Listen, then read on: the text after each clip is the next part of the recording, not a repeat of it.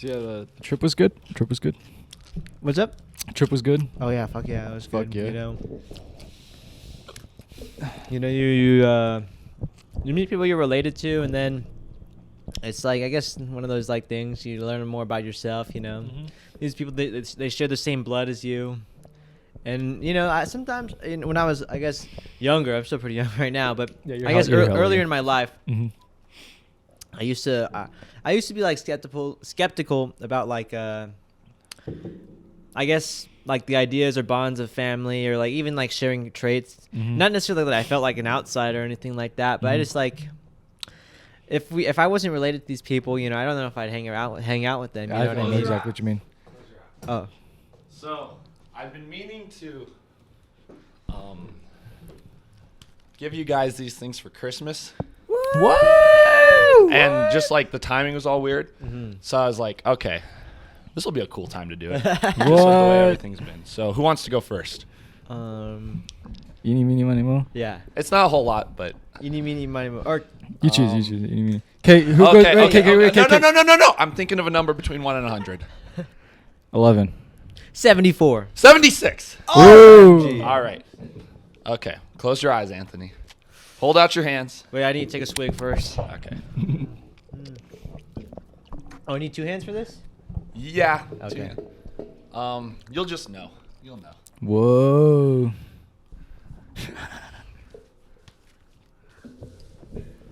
So it's got a plastic wrap. Oh wait, here. Oh yeah. Sorry, my eyes were closed, everybody. You fucking like fold it in half. Gotta listen to it. Oh sometime. shit! I see what it is. I was at Zia and I'm like, Anthony. All right. Should I close my eyes or? Go for it. Go All right. for it. However you like to receive a present. Sure. What the fuck? Oh, it's a book. It's a book. Is there like Braille? It might be. Ooh, I'm just gonna have to look. Yo, dang! Fun fact that these films exist is a victory. The victory is in the creation. Wow. Oh shit. Okay, do you see what it is? Harmony Korine interviews. That's super cool. Zia! Zia had that? Yeah, both of these. Wow, that's really impressive. Zia had that before the movie came out. Really? Yeah. Oh, wow. They have his entire filmography in here, Yeah. including short films and stuff. That's really cool. I didn't really get a chance to read any of it, but I saw that and you're like... What? The Devil, the Sinner, and His Journey. A video installation starring Harmony Korine and Johnny Depp. Fuck? That's crazy cool. They have kids in here?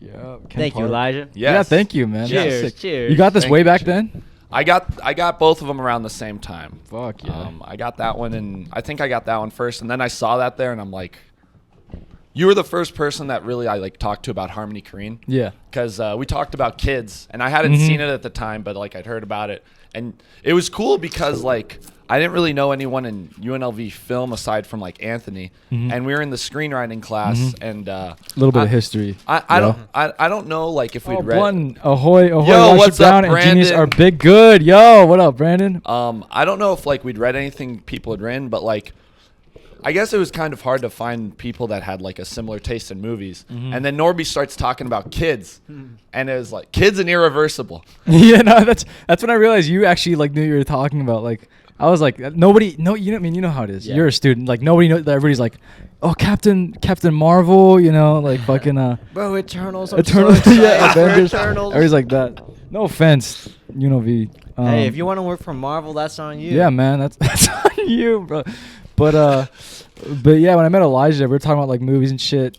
Literally the first day we started talking. I got your number. We just started talking about movies. First day. I remember. Who asked for whose number? You asked for his I number? forget. We got it somewhat. It was pretty like. We sat next to each other. Oh, really? He came Yeah. in with his skateboard. Yeah. And I remember I went in there and I was like, all right, this will be an interesting class.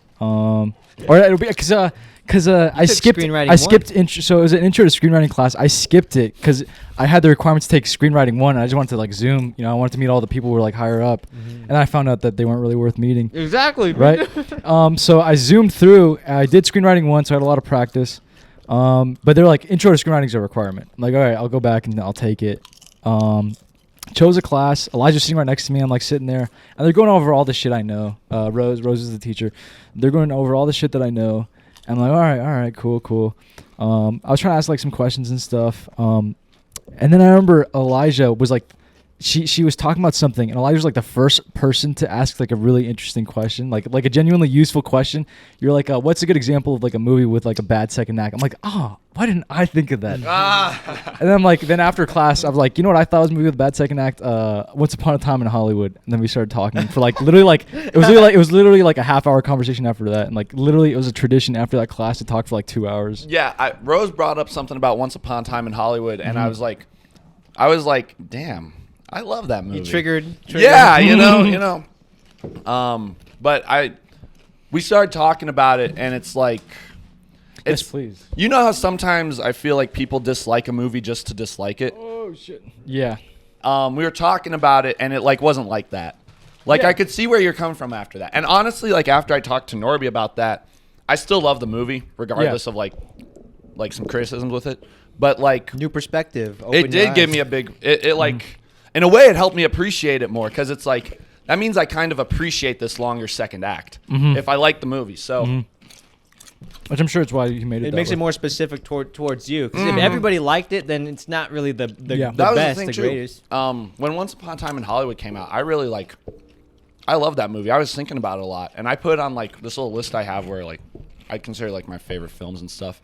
But I didn't want to tell people that was one of my favorite movies just because it come out so recently. So fresh. It's yeah. like time hadn't like, and in a way that doesn't matter too much about like what other people think. If it's like your favorite movie, it's your favorite movie. But the paint had not dried on the canvas. exactly. No. It's like there needs to be like some time where I like think about it and stuff. And I need to watch that movie again sometime soon. Brandon said real quick, Marvel is so neutral. I can see why UNLV or other college students would praise them. Yeah, there you go. Oh gosh, Brandon's got a good head on his shoulders. Professor Menendez teaches us a Marvel class. There's a Marvel class you can take at UNLV. Hey, well, what's going on, film fans? What is this, episode 28? 29? 27. 27. Welcome All back. Hey, Anthony cheers. wants that PTA Cheers. podcast. Yeah, I'm waiting for it. Cheers. Woo, 27. It's been a minute. Yeah, I was saying 28, 29. What is this, 29? What is it? So the next episode's PTA. Shit, we got to do 24.5.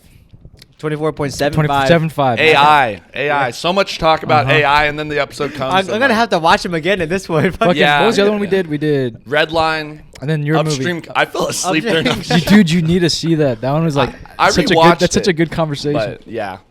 Mikey. Oh, what a dude. What's Johnny. up? Johnny. Oh, Johnny's not here. I'll go get you in, Mikey. You want me to open the door?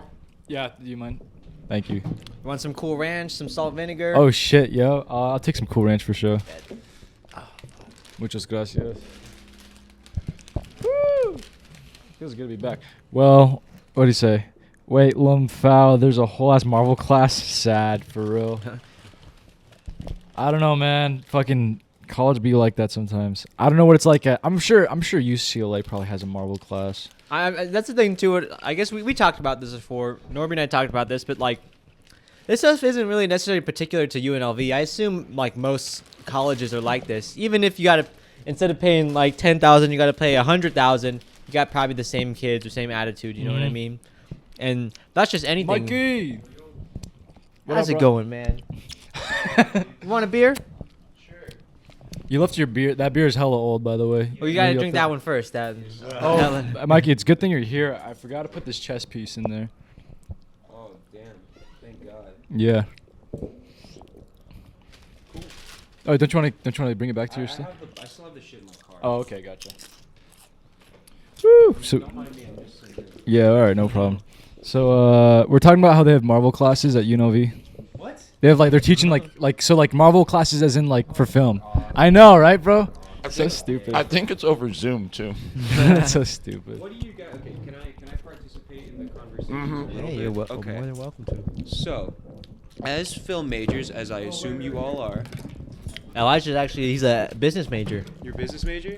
I like film more. He's like, I But, like yeah. film. He's more particular. I towards- guess I've been around the film people more than the business people. So It's got a little tripod. Yeah. All of those little tripods come with the Okay. mic. Oh really? Point it more towards yourself. There's Johnny. So, Marvel movies, right? Do you guys consider, as film majors, Marvel movies to be like good cinema? All right. Well, And I this is mean, the- and this is the part where, like, in the future, if like this podcast pops off and you guys are like, you know, famous or some shit, people are gonna look back and Marvel fans are gonna crucify you for this. So Oh, be yeah. careful with what you say. no, I'm not even afraid to say it because, like, well, first you gotta ask yourself what is cinema, and that in itself is a very like airy question because film as a medium that at this point has been around for at least 100 years, over 100 years now. It's an old medium at this point, and so like to say it's like something that's progressive and whatnot, I think that at this point, like any art form, it kind of deviates into two paths. You have like quote unquote art, and you have entertainment. And the best times are when it's kind of like intertwined, right? You have an entertaining movie that's also pretty provocative, and it stays with you. So no, I don't think Marvel movies are cinema. They're definitely like, they're like fun, you know. Yeah, they're fun. They're so bad that they don't even classify as a movie. At this point, it's like it really seriously is a television show. If you can't watch any sort of Marvel like property without it kind of teasing in the movie, teasing the next one or that's supposed to come out, if not in the same year, the next year, or the next 2 years. But I look at it this way. As I used to get really frustrated about how popular Marvel and all that shit was, but I have to also admit that like I think we were kind of all of us were at the generation where like we came up like when the first I remember seeing the first Iron Man in theaters and being so excited Yep. for an Iron Man 2 and then Hulk the next year and Thor, you know, that was awesome. I was, you know, but I had a kid brain. But I Bro, mean, kids right now are going ballistic for oh real. God, though, in terms of cinema, the first Iron Man movie I think is like the only true movie, true Marvel movie that you can consider like not cinema but like a film. With the issue is that like the whole universe kind of has based its whole template around that first Iron Man movie. For real. Yeah. All of It's those too origin, formulaic. all the origin stories are basically the same exact thing. You know, you have your character and they start somewhere, and you know some shit happens to him. Like in the first one, he ends up in the desert, and that's when all that shit happens. You know, Doctor Strange, he bucks up his hands and goes over there. Ant-Man, he loses his job. He needs to meet Hank Pym. Who else is there? Captain America, he joins the military, and then he gets in the program. I can name every single character. It's the same exact thing. All their backstories and kind of like the same, like there's almost like a formula to their backstory. Well, it's kind of like it's all based on like comic books from like the 50s. You know, so the same general shit is all there. The MCU is its own thing. It's The MCU it's is full of like, in terms of like connecting to the comics, the MCU is a completely different. it's its own thing for sure, but it's also like Heavily they're- inspired. the first movie's always gonna show like Yeah. how they came about. You know. The dumbest fucking thing about Marvel is the fact that Marvel cannot, and no Marvel movie besides Iron Man 1 and like maybe the first Thor movie, they're just constantly sucking themselves off with the fact that it is the Marvel like cinematic universe. I think it's one of those things that I couldn't even fathom at that point. If I was a little bit older and maybe I just grown up reading comic books and, you know, at the time the slew of movies you were getting were Catwoman, Daredevil, you know, fucking Spider-Man 3. That was right before Iron Man, right? Is there a bottle opener? What's Sam up? Raimi. Yeah. And you know, you're kind of starved for something decent, right? And so I can imagine now just hearing like how in the new Spider-Man movie they have Doctor Strange and you know just random people showing up. I mean, it's kind of annoying now. But I guess to sum up what I was trying to say is that regardless of whatever the story and all that shit is, because any blockbuster is going to be pretty formulaic. You know what I mean? It's not just Marvel. Is that what it's doing to the industry? Because what it made all of the studios see is that like fuck doing original movies, fuck you know finding new voices. Let's all create a universe. Not even just DC. Let's all create a Do universe. not tell me you do not remember the dark. That's what I was about to say. The dark universe. The Universal Dark Universe. You know, there's a picture What the with Johnny Depp, Benicio del. Was it Benicio del Toro? No, it wasn't Benicio del Toro. It was fucking. It was the guy who plays the antagonist, the villain from No Country for Old Men. Oh. Sugar. Yeah. Javier Anton Chigurh. Bardem. Javier Bardem. He was supposed to be Frankenstein. Angelina Jolie was supposed to be the bride of Frankenstein. Johnny Depp was going to be the Invisible Man. Tom Cruise was Oh, going yeah. to be the Mummy. Mummy. Oh fuck. The Mummy just trolled it too hard. Like, No, the issue with the Mummy is that like there's like a good 15-minute scene in there of Russell Crowe, who plays Dr. Jekyll and Mr. Hyde, or who's like explaining like monsters have been around forever, and he walks in a room where they have like the fucking the creature from the Black Lagoon, like a little like hand or something like that, and all different sorts of little like teaser shit. You know, it's like. It's you know, they just blew the load like way too quickly. Blew You the know what load. reminds me of like all the Marvel movies? If you just kind of watch, have you guys ever seen like Abraham Lincoln Vampire Hunter? Yeah. What the fuck, I love bro? that. I fucking love that movie. It's honestly because you know, you think it's like a regular B movie, but like they have like Mary Elizabeth Winstead and like a pretty good cast, and it's goofy, it's stupid. Well, it's like the action scenes are just like so fucking clean. Yeah, You yeah, watch yeah. it, it's like God. Dude, how do you- damn, dude, Abraham Lincoln is like fucking God. How the Like, fuck do you remember it that well? We watched that shit. We watched it in theaters when it came out. You did? For real, we did. Our dad was like, let's just go have some fun. Which is like not like him at all. Remember Dad brought us to see that movie? I've never seen that movie. And Dude, you I- did. I- You did. I- We okay. saw it when it came out. I'm With pretty your sure- dad. No, we saw Lincoln when it came No, out. we saw that. No, we saw that. No, we saw that. We did see They that. came out around the same time. Yeah, right? they did. I can imagine your dad saying, "Let's go have some fun. Get to go watch Lincoln." year-long For real. when Abraham Lincoln was just like vampire hunter, fucking Lincoln. But, okay, but what, Pride, Prejudice versus what I'm kinda Zombies. getting at is like, bro, the action scenes in like Marvel movies or any kind of like superhero, like most superhero Too movies clean. are just so fucking ridiculously clean to the point where it's like, okay, It's like the action's not offensive at all. Well, the issue right now too is that like half of it is already like pre-visualized. Before they even write a script, they have the action scenes already planned out, and so now Wow. you're not even really writing a script or a story. You're figuring out like reverse engineering a story around these action scenes. Like the stuff they did for like Infinity War and Endgame, they started working on the action scenes for that in like 2012, 2013. What so, like, the fuck? So like before What? any sort of a semblance of a script, contracts, or anything, they already knew what they wanted. I mean, Wow. I don't know if you saw the new Spider-Man movie. Yeah, I did. All the stuff where he has his mask on, it looks CG. You know Oh what yeah, I mean? like 90% of it looks CG. You know. But he's kind of honest with me. The combat, to a degree, the fight scenes in every Marvel movie is kind of just like inoffensive. Like it's like movies like. It feels like- Old Boy. You ever seen like? Yeah, of movies course. Old like Boy? as Mhm. a person who like actually, sorry, Michael. Go ahead. No. I'm about Michael. to talk about another movie. Okay. I'm about to get the whole ass But thing. as a person who like no, I'm chilling. As a person who's like actually like trained in martial arts, like I have a blue belt in jiu-jitsu, and like just watching some of the action scenes, it's like wow, it feels like watching it. It gets nice, like it's eye candy, but for somebody who like understands like kind of how it is to fight, it's like that is so fucking like It's out. It's out, yeah, so. it's like okay, this fight scene is like we're gonna have this fight scene again and again and again and again and again, and then it's like 1,000,001 chance that this particular fight scene happened, and like that's how it works, like because the chances of that happening and then that also happening in a clean manner in a fucking fight is like it's like the chances of are just Yo, like really slow. the only movie That I makes give an sense. excuse for that is The Matrix. Okay, yeah. The Matrix is the only movie They I do give an it excuse. right. They do it. They do Yeah. it so but well. The reason why they do it right is because it's a simulation. So it's It's not real. It's not real. So It's it's, a bit- gonna, obviously the fights that they're gonna have, like every punch you throw is gonna be like the optimal punch, Mhm. right? So it's like You just the gotta believe, optimal bro. fucking like Just believe, bro. The optimal fucking like dodge. It's like, bro, even if you are a fucking superhero, like that's not like the way that shit would go. Like realistically, like Captain America, right? Bro, he should get his ass beat just like a little bit more like realistic, or he should beat somebody's ass like. It's like I get you're a superhero, but fuck me, dude. You're not God. you know? How did you feel then about? Did you see Batman versus Superman? I did not, because Oh my that shit. Do, looked do you remember the stupid part as when fuck. when Batman was fucking beating up the guys, but for like no reason he's like fucking slamming his brains out and shit like that? These dudes at the beginning of the movie, right? When like, they introduced Batman. Not just that part. It's like when he has to go save Martha. But I don't It know. was just kind of over the top in that movie. Everything I don't know. Fuck. Because it's a strange balance. Because yeah, most of like the Marvel fight scenes are pretty flaccid. You know, nothing really happens. But Oh, Johnny, put the It's like they're swinging their flaccid cock in your fucking face. It's Johnny like, when you're talking or when Mikey's talking, put it like closer to the mouth. okay, I will. What Thank you, what's the thank you, best thank you. like action or fight scene you've seen? So I've seen like some realistic. Okay, so there's one Joaquin Phoenix movie. I forget what it's called. Joker. Joker. No, not the Joker. It's called You Were Never Really Here. Oh yeah. Oh, And okay. there's a lot of like jujitsu in there where he like chokes somebody out, or he like beats the fuck out of somebody, and it feels real. And though Closer, he's not a Johnny, superhero, mic he's like closer. a regular guy.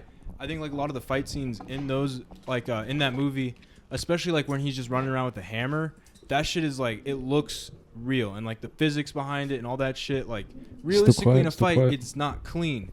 And like to have it be so clean, it's cool looking, but for me personally, somebody who's like trained and like who knows how it is, I would kind of want to watch something and like have it be real, so then I could kind of watch it and be like, damn, that's pretty fucking cool that like happened. But in like a Marvel movie, it's like, okay, I realize none of this is happening, none of this is real, and it just takes me out of the movie because it's like, I don't give a shit. Would you say then, because at least in the example of You and Never Really Here, is that as accurate as the fight scenes are, I think what's more accurate is the sort of like the next scene after. Like he looks and he acts like he's been in a fight. He's kind of exhausted and he's kind of traumatized by like the violence he's caused. Whereas like in a Marvel movie, they'll beat the shit out of somebody and then they'll have like a whole like 3-minute conversation of quips back and forth and they'll go fucking save the world. Bro, you know? Making jokes while beating the shit out. Yeah, For real. Yeah, it's. I mean, I do think like I like seeing the damage. You know what I'm saying? Mm-hmm. Like when I watch a Jackie Marvel Chan. movie, I don't feel like I see the damage. Mhm. You guys got to watch Police Story. If you Watch Police Story. You guys Police like Story is action? stupid. That movie's Yeah. fucking awesome. I think Stupid good. And maybe that's what it is too. So like we're talking about films, and if you're really looking for realism, maybe we have to look outside of the fight scene, and maybe it's like the whole thing, before and the after, regardless of the fight scene. How are the characters and all that? Are you already invested? If you're not already invested, then maybe it doesn't work. But I guess just to get back to what I was saying before, outside of the actual story and film stuff, is that my main issue with Marvel, and what really bugs me about it, is that not just the universe thing, but now every studio, they don't, so back in the day, you know, there used to be different tiers of budget movies, you know, a 10 million, a 20 million, a 30 million, 40 million, all the way up until now, the latest Avengers movie I think costs like $300 million. Fucking What the fuck?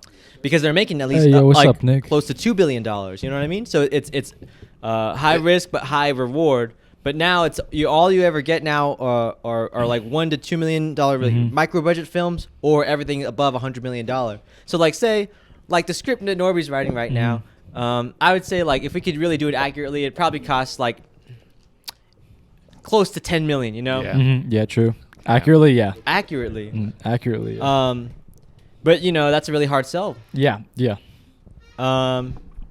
So that's what it is. It's like it's really discouraging. It's not encouraging, you know, unless you want to work for Marvel. It's fun. It's so fun doing it cheap, though. It I is. mean, I'm sure it's fun doing it expensive, but like doing cheap shit is.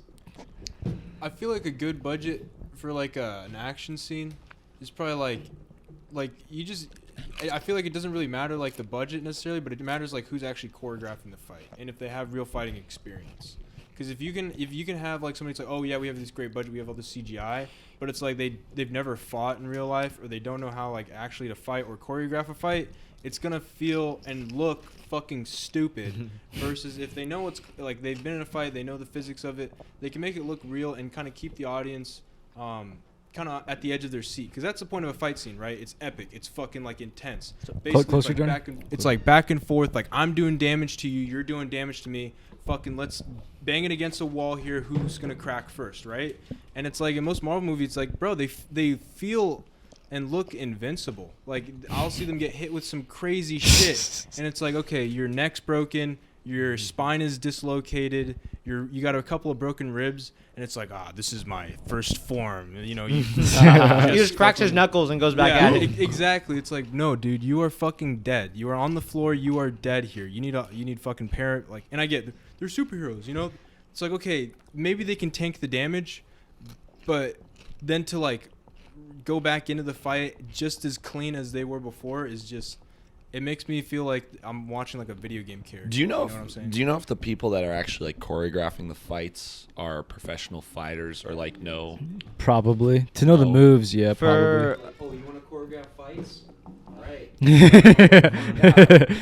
I think the issue now is that like it's gone beyond just like hand-to-hand combat because they all have powers and shit. So Yeah. like, That's true. it's a mix between like a few punches and then they'll fly in the air, right? If they Yeah. fly in the air and they come down with like the hammer and just like kill 100 I don't people. know. I mean, I grew up with like watching Kick-Ass. So in Kick-Ass, it's like when somebody gets shot, they get shot. Oh well, I guess you use Kick-Ass as an example. Then how do you feel about the Hit Girl stuff that's like super inaccurate, Oh, yeah. then, right? Because she's kind Yeah. of just running through and shooting people, flipping and doing shit. Yeah, but that's like I feel like Kick-Ass understands and makes a spoof of the fucking like pretty superhero meta. franchise. Mhm. So I feel like I give it a pass simply for the fact that it kind of knows what it's Yeah, doing. it gives you both worlds. I think. Yeah. Sorry. So, but growing up, like I kind of like that brutal like feeling of a fight. I don't know.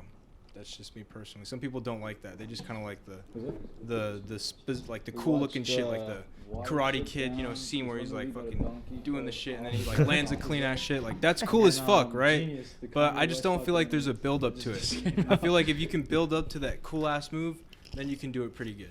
But if it's like cool ass move, cool ass move, cool ass move, cool ass move, it doesn't feel like there's any like merit to the fight, and then it just kind of takes me out. All right, you gotta watch Police Story now. And I Yeah, want to bro. know your opinion of it because I've been prepping Johnny for that movie. I'd be like, yo, check out this Jackie Chan shit. Have you seen Irreversible? Which one's Irreversible? That's the one with like the That's the rape one. The first rape scene. movie. That's the movie where like the first scene they had the to call last an scene, ambulance yeah. because people were like vomiting and like felt nauseous and stuff. That's the best violence I think I've seen portrayed. You think so? Yes, with like the fire extinguisher. Oh, Is it on God. YouTube? That's like straight up gore. That's like violence. Okay, I like violence with the brutal, but I don't like gore. I do That's not. true. Yeah, Johnny's a hypocrite. Okay. I like realistic fighting, but like gore to like a certain extent. Like, Just watch Jackie Chan is like a mix between Marvel and like I think it's everything you like because it's cool moves, but it's done by actual professionals. Like they've been trained since they're like 4 years It's old real. to do that but shit. but there is like they do all their shit like for real. Like all the stunts are for real. So like it adds it's a, actually Jackie Chan fucking. Jumping off a building. He does. He actually does some like crazy fucking shit in that Yeah. movie. Like it's actually. I can't believe that he did that like almost 40 years ago now. It's basically like Jackass like times 2. It's like, for real. Jackass, but better because it's like a real story. Yeah. and It's like fucking- Jackass but sexy. It's pretty crazy. Like if you the second you watch something and you're seeing the scene, you're like, they did that for real. Dude, There's no way they did that that'd for be real. a really interesting thing. Jackass, but with all women cast. Okay. Fucking Johnny. Sexy ass Jackass. Sorry, my They have bad. the new female. In the Ah, Jackass. got done dirty in the She got done dirty. What happens to her? She gets the lip raped injection. once. She gets raped? No, she gets She gets raped once. Whoa. Yo. She gets what? They're like, welcome to Jackass. Ooh. We're gonna Jackass. This is They hit her with like a big ass like open hand like you remember like that one The Wee Man one? yeah where they do the whole ass slap. She gets to one of those and That's then kind of fucked, dude. That shit hits. Nick said. they pick up sorry. a scorpion with like tweezers and they're like Botox injection and they make a scorpion sting her in the lip like a few times and that's kind of like Yeah. the only thing she does. She only got like 2 skits really. That's what I Two. was annoyed with the new cast is that they didn't have him do enough stuff, and so it was like this weird balance. I would pay good money to see like an all women's Jackass cast because it's like Fucking because weird like, I idea. feel like you could get away with it because it's like when there's men on the cast, What are they gonna do? dude. They're not gonna like fucking ride a skateboard, you know? They're not Well, gonna like. They're not gonna like. No, you just force them. It's No, like, no, they're not you gonna. They're force not, them. I mean, I guess if That's you what I'm find saying, if you it'd be find way women better. skateboarders, you It'd could. be way better. It'd be like, okay, you can't skateboard, but like you still have to go down this ramp on Like a they skateboard. can't. They can't have an entire like Jackass so it'd be like cast. they just eat shit. They just eat shit. But you can't have like an entire Jackass cast of like the girl who like the new girl. Like she's not gonna do it. Like she just did like the taser thing and the scorpion thing. I think like if you Oh my god. that'd be interesting. That'd be interesting. Because I mean, like you could get them to like you can get them to do some crazy shit. Like okay, well I'm a man so I can't do this, but like you know Felicia hook up some fucking like a car battery to Ariel's Yeah. titties. There's that type one. shit. There's that one part where Chris Pontius is like, "Yo, do I have permission to touch?" Remember that part? Yeah, dude, that's what She's I'm like, "I talking- consent. I consent. I consent." That's what Nick, I'm talking about. Follow Wolf is in the chat by the way. And it was just, like, Nick, incredibly he says, out of sync. "Is it funny how And, y'all talking it's about like a guy fighting and talking drinking? about Modelo, the Lamau, importance of a story. brewed for a fighting spirit. The new It's just Jackass like- funny. Yeah, it is funny. It's sad. It's kind of sad. And then he look at Keenan and be like, "This was working Are you earlier." talking about the documentary class? Advanced Oh, directing. advanced directing. Yeah. All right, what was the question? No question. It was just Nick is in the chat. Yeah, What's but, up, I mean, Nick? I understand though, like the Marvel, like what they're trying to do, and honestly, some of the stuff that they do is like pretty cool. And I understand like the fight scenes, they're for kids and shit like that. They're for people who like, glorify like the coolness of fighting, and honestly, they do that pretty well. They do that really well. But like realistically, they do it awfully. I have Probably the last good Avengers movie and like sure like so the first Iron Man's really good.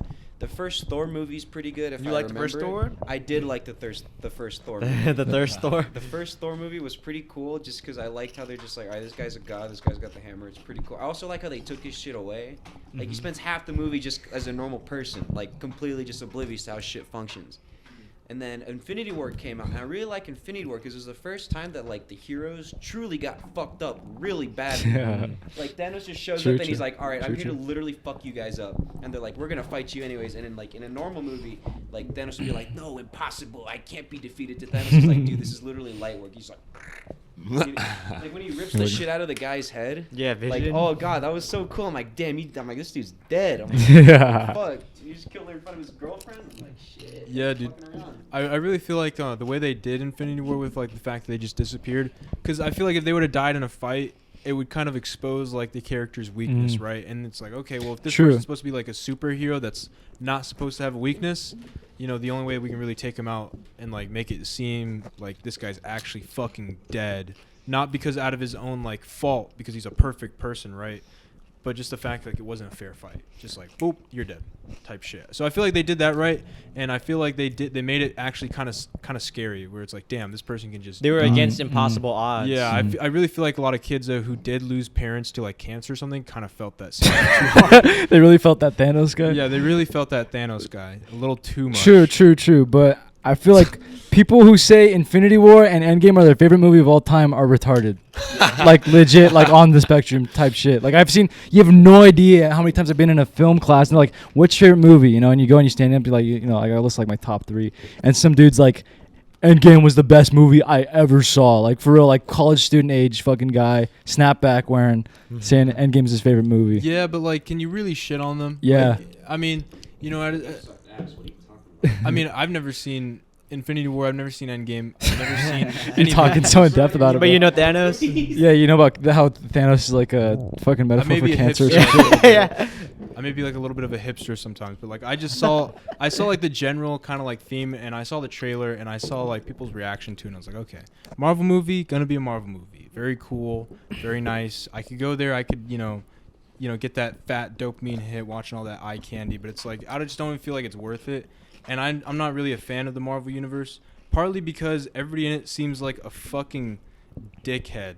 It's like they're always just trying to get in the last word. The last fucking it's So like, dude, fucking That's shut why the the fuck up. That's so Endgame fucking was like true. over 3 hours long. Yeah. Yeah, it's like, dude, shut the fuck up. Like, I get you're a superhero, but like that doesn't mean like you're a fucking comedian or like a charismatic god. Like nobody cares about what you're saying. Like I care if you save people's lives, but like, you know, they're like Iron Man, you know, it's like I privatize world peace, and he's like fucking peace out, and it's like fuck you, Mr. Stark, as he's like walking out and he's like flipping them off and shit. That was like the Iron Man movie. It's like they have to seem like just it's like a forced, this person is what is it? It's like you're bigger than life, right? You're bigger Larger than life. Larger than life. So they always just like fucking shove that down their throats. Like this guy's larger than life. This guy's larger than life. They're all just larger than life. That's my issue too, because like the thing about it though is it's like all the same sort of larger than life. Yeah. They're not even like really different characters. They're iterations of the same thing. They're all just witty. Yeah. Exactly. Like they're too. Well, it's like witty to a fault. It's like I just see them as like if I met this person in real life, they would probably be a dickhead to me. Mhm. It's like where's the superhero for degenerates like Bro, that's me, how, who is- like- who is like just kind of like laid back. Just What's like, the name of Nicolas all right. Cage's superhero? Watchmen. Watchmen was sick. I think Watchmen is probably my favorite superhero The movie. Zack Snyder one? Did you not? Like oh, God. 2008, 2009. Yeah. Mm. Fucking Rorschach. Yeah. Oh god. Did you watch the HBO show from a few years ago? No, I didn't. I saw it and I'm just like, okay. I saw like all the people they were gonna put in it, and I don't know. I over the past like few years, I just completely lost faith, dude. I haven't seen the new Spider-Man movies. There you go. I got Good There, for there you you. go. I got There dragged On you the go. right track. Yeah, there you I go. got dragged to No Way Home, or no? What the fuck was the one that just came out? Was that No Way Home? Oh, yeah, No Way Home. No Way Home. It was okay. It's cringe. So wait. You can admit it. You can admit it. Okay. No, We- it wasn't cringe. Like I like how they like brought back these Tobey these Maguire. old villains. That and they just happened. immediately fucked it up. Immediately fucked up the old villains. Fucking Tom Holland Spider-Man is the dumbest fucking Spider-Man ever. He's like, yo, all these villains from my fellow I reality could see them. Spider-Mans, come chill in my apartment. You see this? This is my aunt. I love this bitch. This bitch is awesome. please don't kill her. Well, no, because she's like, You look at me, bro. because like she was saying, we could save them. It was her fault. It was honestly her fault. How do they Fucking- justify bringing back like Tobey Maguire and like Andrew Garfield? They don't. No, They it's literally, tot- it's literally magic. It's It's totally, literally it's total magic. fan service, You want me to bro. give you like the quick like 30-second rundown? Oh fuck. I yeah. mean, I saw that clip I was just Which is talking about on let him do it, Instagram, I want to hear what he's gonna and say. I thought it was a joke. No, that's right. I didn't think it was real. No, so what they do is this, right? So Tom Holland, Spider-Man, is like, he finds a MacGuffin within Strange. He's like, hey, so at the end of the previous movie, apparently Spider-Man gets doxxed by a supervillain. Like, so By Jake Gyllenhaal. Yeah, so Jake Gyllenhaal is a Spider-Man villain, and he loses, and he's like, I'm dying. And he looks at the camera, he's like, Spider-Man's address and real name is blah, blah, blah, blah, blah. He puts on his phone right Yeah, as he's dying. He goes on What the Facebook- fuck, for real? He goes on That's Facebook what Live happens? or something. Yeah. He's just like, Spider-Man's name is this, and he lives here, and this is his high school. That's so He's like, fucking this is me, funny, Jake dude. Gyllenhaal. And everyone's just like, okay, we'll believe it, unironically. Because he was a hero. They didn't know he was a They villain. portrayed him as a hero or some shit. So I don't know. what you're telling me is that a super villain has a following, Yes. like to the point where he can go live. Hey guys, I'm fucking here. It's like everybody knows exactly. Because who in Doc the Ock second is. one, he wasn't a villain. He was like a hero, but he was pretending because he was the one staging the crimes, and then he would save people from his own crimes. Okay. Oh, that's okay. Bro, that's that literally makes Syndrome from The Incredibles. Yeah, what the fuck? Okay, anyways, so they do that. sense. Syndrome. so fucking Syndrome from The Incredibles. Yeah. Is that like a play on Down syndrome? Yeah, right? But no, so basically he goes to Strange and he's like, hey, Strange, do you have a spell that can somehow undo 2 entire Marvel movies worth of work? And Bless Strange you. looks at Thank the you. camera, he's like, fuck yeah, I do. He's like, there's this cool-ass spell I'm going to do. And then Tom Holland's like, I'm going to fuck with it a little bit. And it explodes. And he's like, do you have any idea what you just did? You just caused the multiverse to collapse. They're setting up the multiverse collapse, by the way, in this movie for some reason. Because the next Doctor Strange movie is called The Multiverse of Madness. Yeah, Yeah. get ready for the Marvel TV shows to be required to enjoy Marvel movies now. Oh. Because that's what's happening. Anyways, so he fucks up the MacGuffin, the fucking MacGuffin Doctor Strange spell, and he's just like, okay, Spider-Man's name was transmitted into the world, into the multiverse, and now people who know Spider-Man are here, and these people are like evil in your universe, and like they want to kill you in other universes. They fucking hate you. Okay, Spider-Man's like, I can fix them. There's literally one dude. They literally bring in fucking what's his name? Willem the Green Dafoe? Goblin. Willem Dafoe. What? Willem Dafoe's like, yeah, I'm a cool guy. He's like, so what? And literally every other supervillain is like, that is the worst guy to ever exist. In my He's universe. got split personality disorder. Like so he's just hardcore. like, they're like, please do not trust anything this guy says. This guy is a piece of shit, right? So naturally, Tom Holland takes everything that this piece of shit says at face value. He's like, I'm not evil. Because They're he like, I changes. believe you. Because he changes. He changes. Because he meets Aunt May. Aunt May is the Yeah. one that convinces him. He eats like a muffin or some shit, and he's like, he puts on a sweater. He's like, I'm a good guy. Because I'm just homeless. I'm just home. He's like, please help me. They find him at a homeless shelter, and they're like, oh, they Eating feel bad donuts. for him. He's like, do I really die? He's like, Yeah, they literally tell Tom Holland, they're like, hey, this guy is dead in his real universe. And he's like, I can fix him before we send him back And to then- his universe and where then- he's fucking dead. And then it's his turn. It's his turn to get fixed.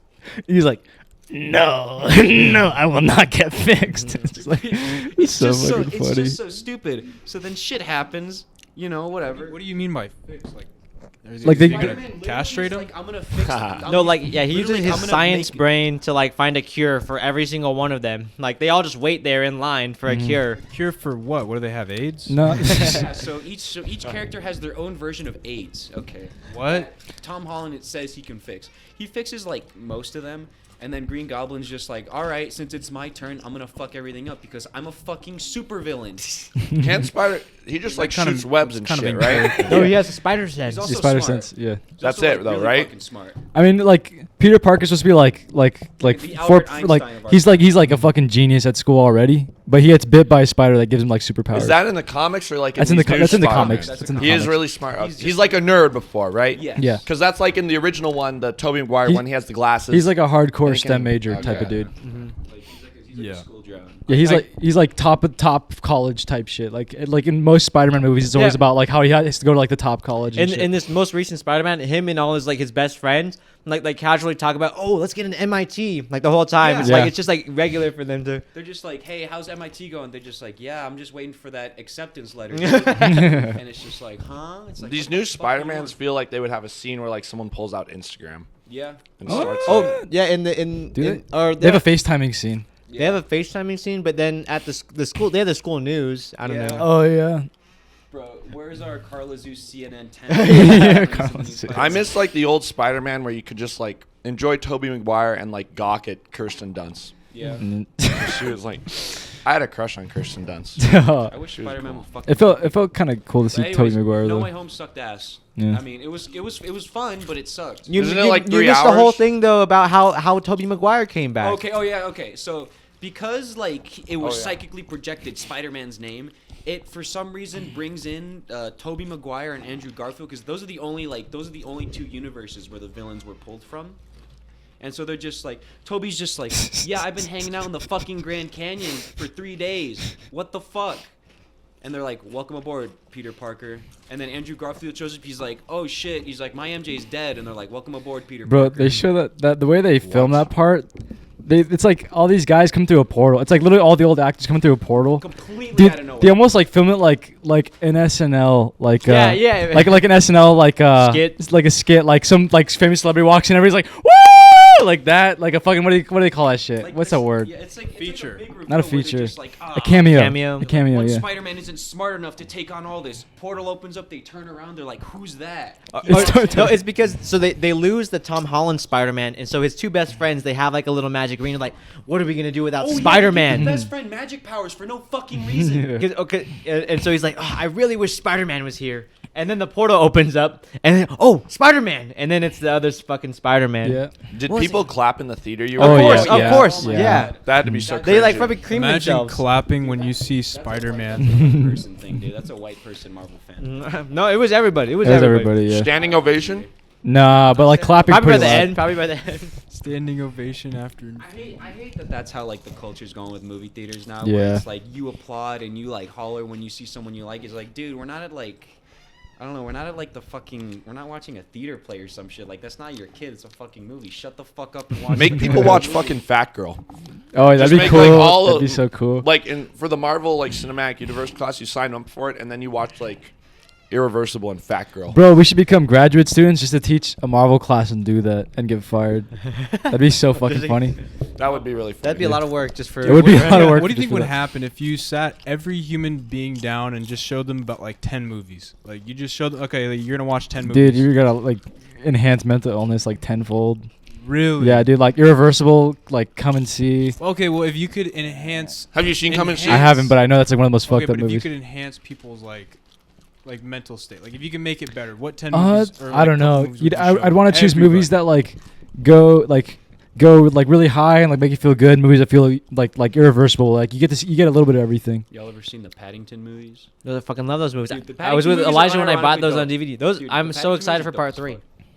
The Matrix. The Matrix. The Matrix would be on there. The Matrix, Matrix would yeah. definitely be on there. Matrix for sure. Just for the concept. You'd have to alone. start with something accessible like The Matrix, Mhm. and something that just makes them like movies and like interested in what's out there. well, so regardless if they like movies or not, they're gonna watch it. Like they're forced to watch these movies. I'd still sequence it that way. Yeah.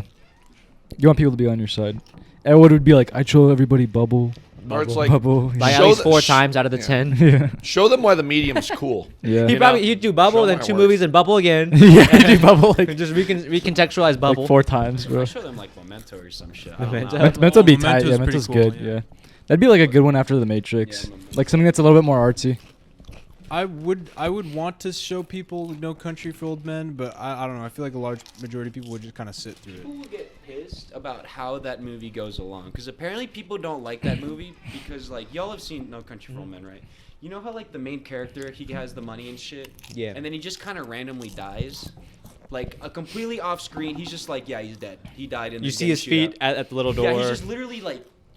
Okay, but okay. Yeah, that's him. That's the main character. All right, but here's the thing though. I love that movie so much because mainly like it's just like because you see like 4 characters, right? and they're all like grown ass fucking men. Like they've lived their lives. They've all kind of have like a lot of experience in what they do.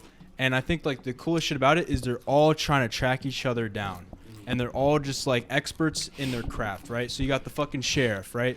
Fucking god tier ass sheriff. He's been around the fucking block. He knows what the fuck he's doing.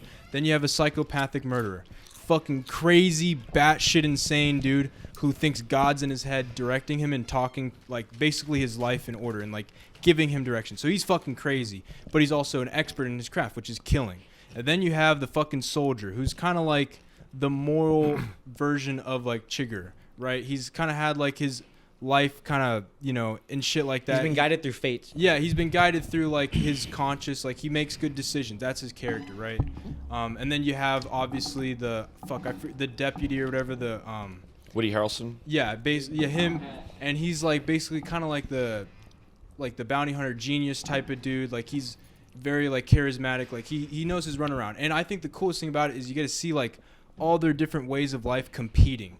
And it's just so badass because in the fight scenes and the gun scenes and shit, that shit is fucking like real. Like that is real ass shit. And it's like you get to see their techniques. Their entire lives leading up to certain moments can be like, this is like 5 minutes of this dude's like entire life leading up to this. So you get to see all their expertise getting used and like a situation where it's like, okay, I need to outsmart this other dude in a gun battle. So what am I going to do?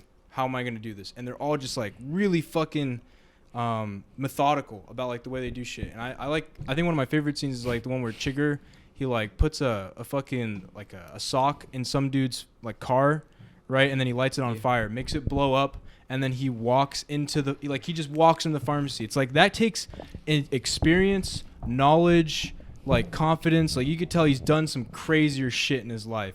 And I think it just kind of speaks numbers like that all these characters are just really fucking really dangerous people. Like they're all just really dangerous. So what I like beyond that though is the whole idea of fate, because even though they're all experts, besides Anton Chigurh, like Josh Brolin's character dies by the end of the movie. Tommy Lee Jones's character is kind of depressed. The whole movie is No Country for Old Men. He realizes his old age. It doesn't even matter because to become an expert it really takes a lifetime, right? And by the time you're an expert, you're already too old to really utilize those skills, you know. And because the world's moved on beyond you. Woody Harrelson's character dies and all that. And then even Anton Chigurh's character, who kind of is the one that gets away scot-free, even after he does make a big decision with the fate thing, he gets in the car accident. So it's like, I feel like regardless of whatever you do, it's kind of inevitable that like I don't know. I guess that I like the idea of like fate, and like that kind of lingers throughout the entire movie, especially when like the soldier dude, he fucking makes a decision to have sex even though he has like a wife, and like immediately he dies. So it's like it kind of makes you think like, damn, if there is a God like kind of watching over, he's like, all right, you made the wrong decision, dude. I'm gonna take you out, type shit. And it's like also when Chigurh kills that girl, it's like, all right, you know. Like, I'm God, you kind of fucked up here, you're going to get in a car crash. Like, to kind of make them pay for all the shit that they did. It's interesting, though, because, like, there's certain times, and that's just in life, where you do actually make, like, a bad choice and nothing happens. But it's, like, one of those things that eventually it'll catch up to you, and so you finally make the one that will kill you. Exactly. That's, like, Josh Brolin's character. He takes the case, and then he pays for it. Yeah. I do like how in that movie though, like in terms of like how fate works, is the people who don't really do anything. Like sure, most of them die, but there's like I don't know. When I think of that movie, I keep going back to the scene in the gas station where Anton's trying to buy gas or some shit, and he goes up to the clerk, and the clerk's just kind of like, "What are you doing here?" And he's like, he pulls out a coin. He's just like, "Okay," he's like, this is how we're gonna do this. He's like, we're playing a game for your life, and this dude's like, huh? Explain. He's just like, I'm gonna flip this coin, you're gonna call it. He's like, I'm gonna fucking kill you if you're wrong.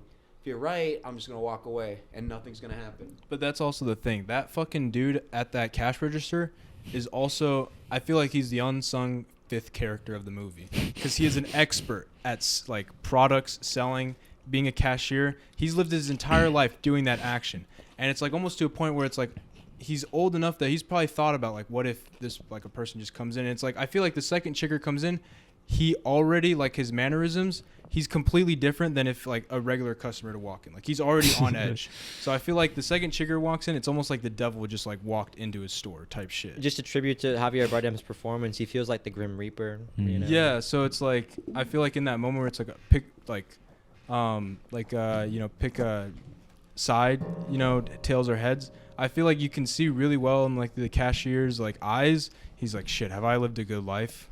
Like he's kind of like already like with fate. Like he kind of understands the idea of fate and shit. So he's like, this is kind of it right here. And I feel like I really love that movie. Just like I don't think it's a slow pace. So would you show that to somebody first out of the 10 or at the end? I don't think I'd show that to anybody. Really? I honestly don't it's not. feel It's like, not even like. That's pretty. That, I it's think not it's that pretty accessible. Yeah, it's pretty. Yeah, it's not that inaccessible. It's like it's Well, pretty. It's watchable. I feel like people would get the wrong like what I'm thinking about it, and then me showing it to somebody, they'd probably think maybe like if you think different, like you need to see like Trash Humpers. I don't know. Remember, Mikey's seen Trash Humpers. I like Trash. Your Trash Humpers is like if you want to talk about like something that's inaccessible, like or fucking Mad God. Mad God is crazy. You guys, I'm assuming you guys haven't seen Mad God. Mm-mm. That's the one. Yeah, I'll we let need you to know. go to the shadiest fucking like website. Like this shit is not. You can't find it on Google. It's a complete. It's like just a 2-hour-long movie. There's like 3 words spoken in the entire. Yeah, it's movie. like no 3 dialogue. words. The main character, dope as fuck. The scenes. Oh, by the way, it's all Stop motion. Stop motion. Everything's practical except for a couple things. There's a couple real life actors, but God, it tells a story somehow. Barely, yeah. Nothing. Like it's just And a like sequence of images. We got a movie like that on the podcast, actually, right? Which one? Hasard Balthazar. Oh, it's totally different than that though. It's like I sent the trailer to the group chat one time. It's like a stop motion animation. This guy who like worked in like Star Wars and shit has been working on for like 30 years. RoboCop, he did all this shit. He's been working on this movie for like a long ass fucking time. And I was just like, I showed it to Mike and we're like, yo, we gotta watch this fucking movie. And so we finally found it. And it's like were we stoned? So we watched. We were stoned, we right? watched it twice. We watched the first time sober, then we got stoned the second time. Yeah, we that's watched the right. movie. So we watched it, and it's just like, you're expecting like this. It's like because it's like sci-fi, like fantasy. It's like all this Sci-fi, shit. Fantasy, horror, like it's just a bunch, like a little bit of mystery.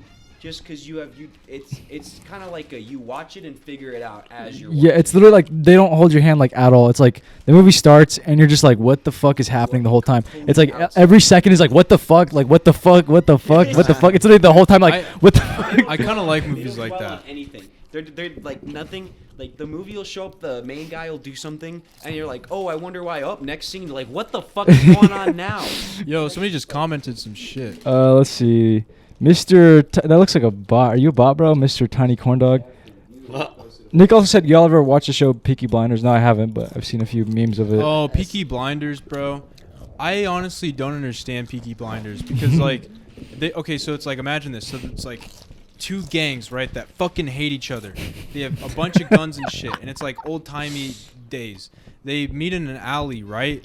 And so they're all in an alley. It's Yeah, like Mad fucking, God. One Stop motion side, animation. another side, right? So this gang's over here, this gang's over here, and there's just like a no man's land. And You they not a come bot? up with like You a a bot, bro? bunch of shotguns, bunch of guns, and they just kind of point them at each other, and then they just start talking shit. Oi, bruv. Yeah, they just start talking mad shit. Don't shoot any bullets or anything. They just start fucking, oi, you think you own these fucking parts? No, I've been owning these fucking parts since I was a wee lad, you fucking taint smeller. It's like, bro, why aren't they fucking shooting each other? Nick said, homie is not doing a good job at explaining it. I think that's perfect, bro. I've seen the think that's first perfect. season, but I wasn't a big fan. Mm. And then like I don't know, some of like the characters, it's like I have like a lot of respect.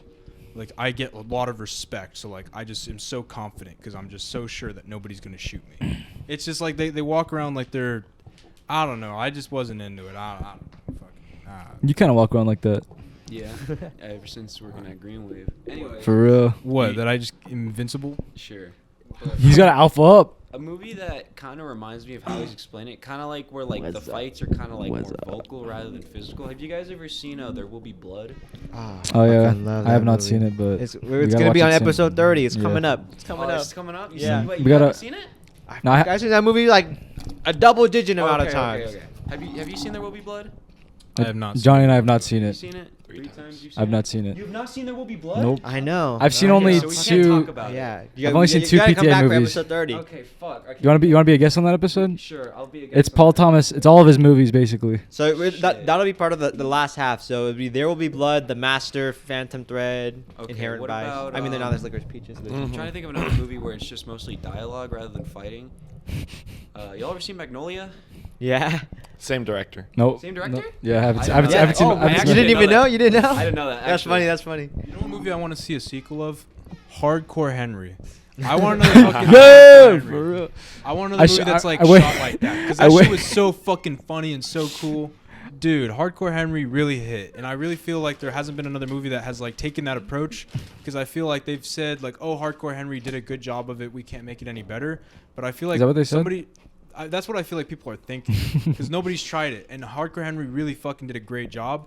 But I feel like they should try to recreate a movie that's like modern or more modern than Hardcore Henry with that style. The movie that Oh, shit, reminded that'd be super the movie cool. that Hardcore Henry reminded me of, and it's not done with the POV thing, was Crank. Oh, I've Crank. never Yeah, heard You told me about that's what they said. They said hardcore, and all the reviews, Hardcore Henry's just That's Crank, the movie but with the dude POV. who's just like, I need constant adrenaline rush. Yeah. 24/7 or I die. So Yeah. Johnny Crank is what's his name? Jason Statham. Yep. Jason Statham, the All right, bald hit me dude. with it, yeah. So I kind of forgot how the movie starts. He's like, he wakes up, he's been like kidnapped and like Okay, poisoned so or far, so something. cool. He's been poisoned or some shit.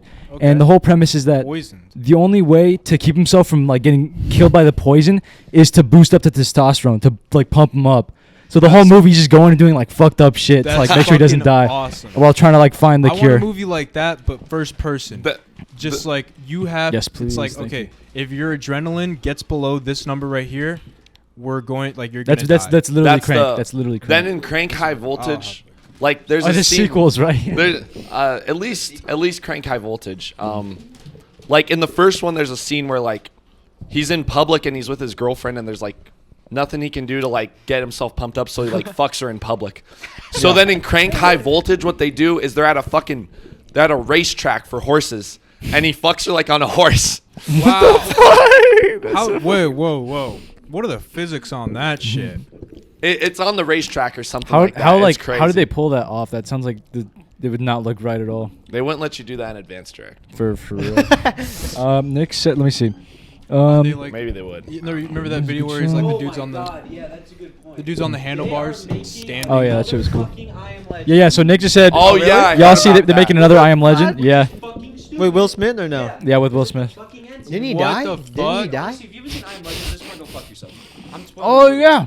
The Michael Yeah, B. he Jordan did. might be in He it. He did literally- die in I Am Legend. The dude's like banging on the door. He's like, Will Smith is there With like, a looking at the grenade. gas, he's Spoilers, like, "What's up, sorry bitch? for- What's up? Dude's like, No, Yeah, he's okay. fucking slamming his head into the glass. Okay, but there. you guys don't understand because Will Smith is not going to be playing Will Smith. He's going to be playing a different black guy. They're like, what's up? I'm totally unrelated characters. Like, you look kind of similar. He's like, nope. I'm different. I feel like everyone like knows or has seen that movie, but no one like necessarily likes that movie. No. Fuck, what are you talking about? You like that movie? It was Oh my okay. God. You like the part when he's Okay. singing the Bob Marley song I and saw it shit? as a kid. I saw it as a kid, and at the time, I was really into those types of like apocalypse type movies. Oh yeah. Yeah, bro. Oh my god, dude. That's like the vampire. They're like technically vampires, like, right? They're yeah, Like they're vampire they're, zombies. They're not like zombies, but like yeah, they're like this weird hybrid. They're like well in the book they're like actually like a functioning thing. Like, Really? They have an actual like in the book they develop a society. You read the book? I did not read the book, but I was interested enough to like That's pretty do a lot badass. of research into it. And like the main reason why like they fuck up Will Smith is because like the first dude he kidnaps is like basically like a chief's like girlfriend basically, and he experiments and kills her on accident, and they're kind of pissed. That'd be like if I don't know. That'd be if like some dude took like the Queen of England, did a fuckload of experiments on her, and they were just like, "Damn, that's nuts. Too bad she wasn't a person." Just like, all right, I'm gonna keep doing this shit. Yeah, honestly, I am. Didn't she Legend- just die? The Queen of England? No. No way. Queen Elizabeth. No Yeah, way. she died. She no died. way. When? For real? Like last like I want to say 2 or 3 weeks ago. No way. Wow, dude. That would have that's been on the crazy. news. I, but It was, I think. I was gonna say That would be about like I Am Legend, but no. Let's hear about this Queen Elizabeth. Is she dead? gas is so fucking expensive. Is she dead?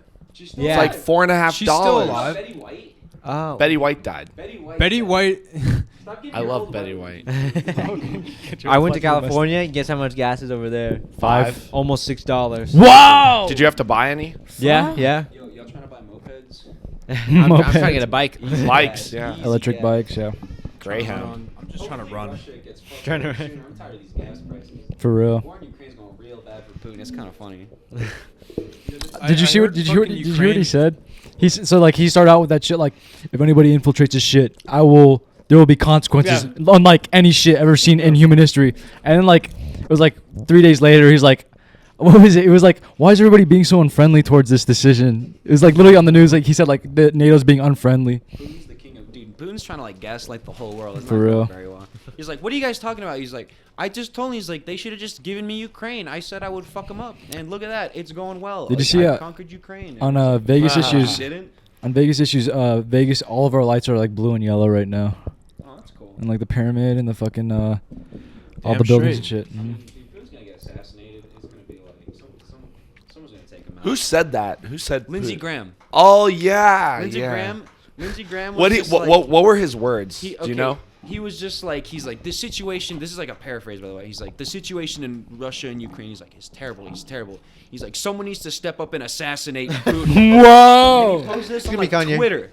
Like, That's great news. He's just like, someone should take Putin out. And everyone's like, dude, what the fuck are you on? What are you saying? Putin didn't like that very well. Why is everybody being so mean? I heard in Ukraine to combat like Russian forces, they've started like basically prisoners, like hardcore like prisoners that like are really experienced, like serial killers, right? Yeah, They're they just letting released them them. out. Oh, so They're like, letting like the them out. Suicide Squad? Yeah, They got basically, that- it's literally They're Suicide not Squad. Suicide Squad. literally on Suicide fucking Squad. Russia right now, bro. I love those memes. I love those memes where it's like Chief Keef has just arrived. Yeah, in yeah, yeah, Ukraine. yeah, Did you see the? I saw some comments that Hideo those Kojima guys has just just won the left Ukraine. gulag. Those guys just won the fucking gulag, bro. After this shit Oh my happened with God. Ukraine, I saw this Instagram post where Putin got his black belt revoked. Dude, I saw that, and the comment was he's not recovering from this one. All right, now we're super off topic from Yeah. Okay, dude, they're gonna make a movie about this shit. Yeah, They're That'd gonna be make a cool. movie about the Have you invasion. seen? Have you seen like someone was like the new Netflix special coming out? It's gonna be about a homosexual Ukrainian falling in love with a trans go Russian talk to soldier. Putin. and What It's gonna the be this fuck? love story. What are the odds of World War III? We're chilling. Yeah. I would say probably about like a 5%. After that, I think Probably I like a think 5%. even Russian people are pissed off about it. I think after this blows over, I see Putin getting kicked out somehow. And even then, You know? like historically, like back, like even then, like the Cuban Missile Crisis, right? I remember this one fact where apparently, like, fucking Castro was screaming to like people in Russia. He's like, or to the Soviet Union. They're like, dude, he's like, nuke America, like nuke it right now. We're about Crazy to get son fucked of a over. bitch. And the people in Russia are like, no, no, you fucking moron. No, we're not gonna fucking do that. Like the thing about like these dictators is that like Putin can say is like, yeah, I'm gonna nuke everyone if like people get involved. People get involved. He's on the phone. He's like, yo, all right, it's time to nuke the world. We're ending this shit. Like the dude who's gonna push that button, he's gonna be like, no. It's Mutually like, assured like Peaky destruction. Blinders. Yeah, Doctor it's Strangelove. Yeah, like unless whoever's like at the controls is also Putin himself, no one's gonna fucking do that. Doctor Unless they're crazy. Strangelove. Yep. Unless they're crazy, So- they can Yeah. probably do it. But I feel like now you're that kind of would be like, bad. okay, this, and then you guys want to get back to movies. But I feel like I feel like Russia's like getting like a lot of the respect that a lot of people had for them in military combat. Taken down, bro. Taken down. They're Yeah. starting to realize like, wow, the Russians are actually not good at military combat. No, it The touches that. It touches that. So Ukraine, like, a lot of people in Ukraine, like, used to be Russian, but there's also a lot of Russians still like who moved there and are living there. So it's like they're going against themselves, but they're going to Ukraine, right? So they're going in like their own homeland. It's like they're gonna use guerrilla warfare. They're getting like everybody's doing that shit. The fucking president is in the streets with the fucking soldiers. There's clips out there where like people were prepping for the war.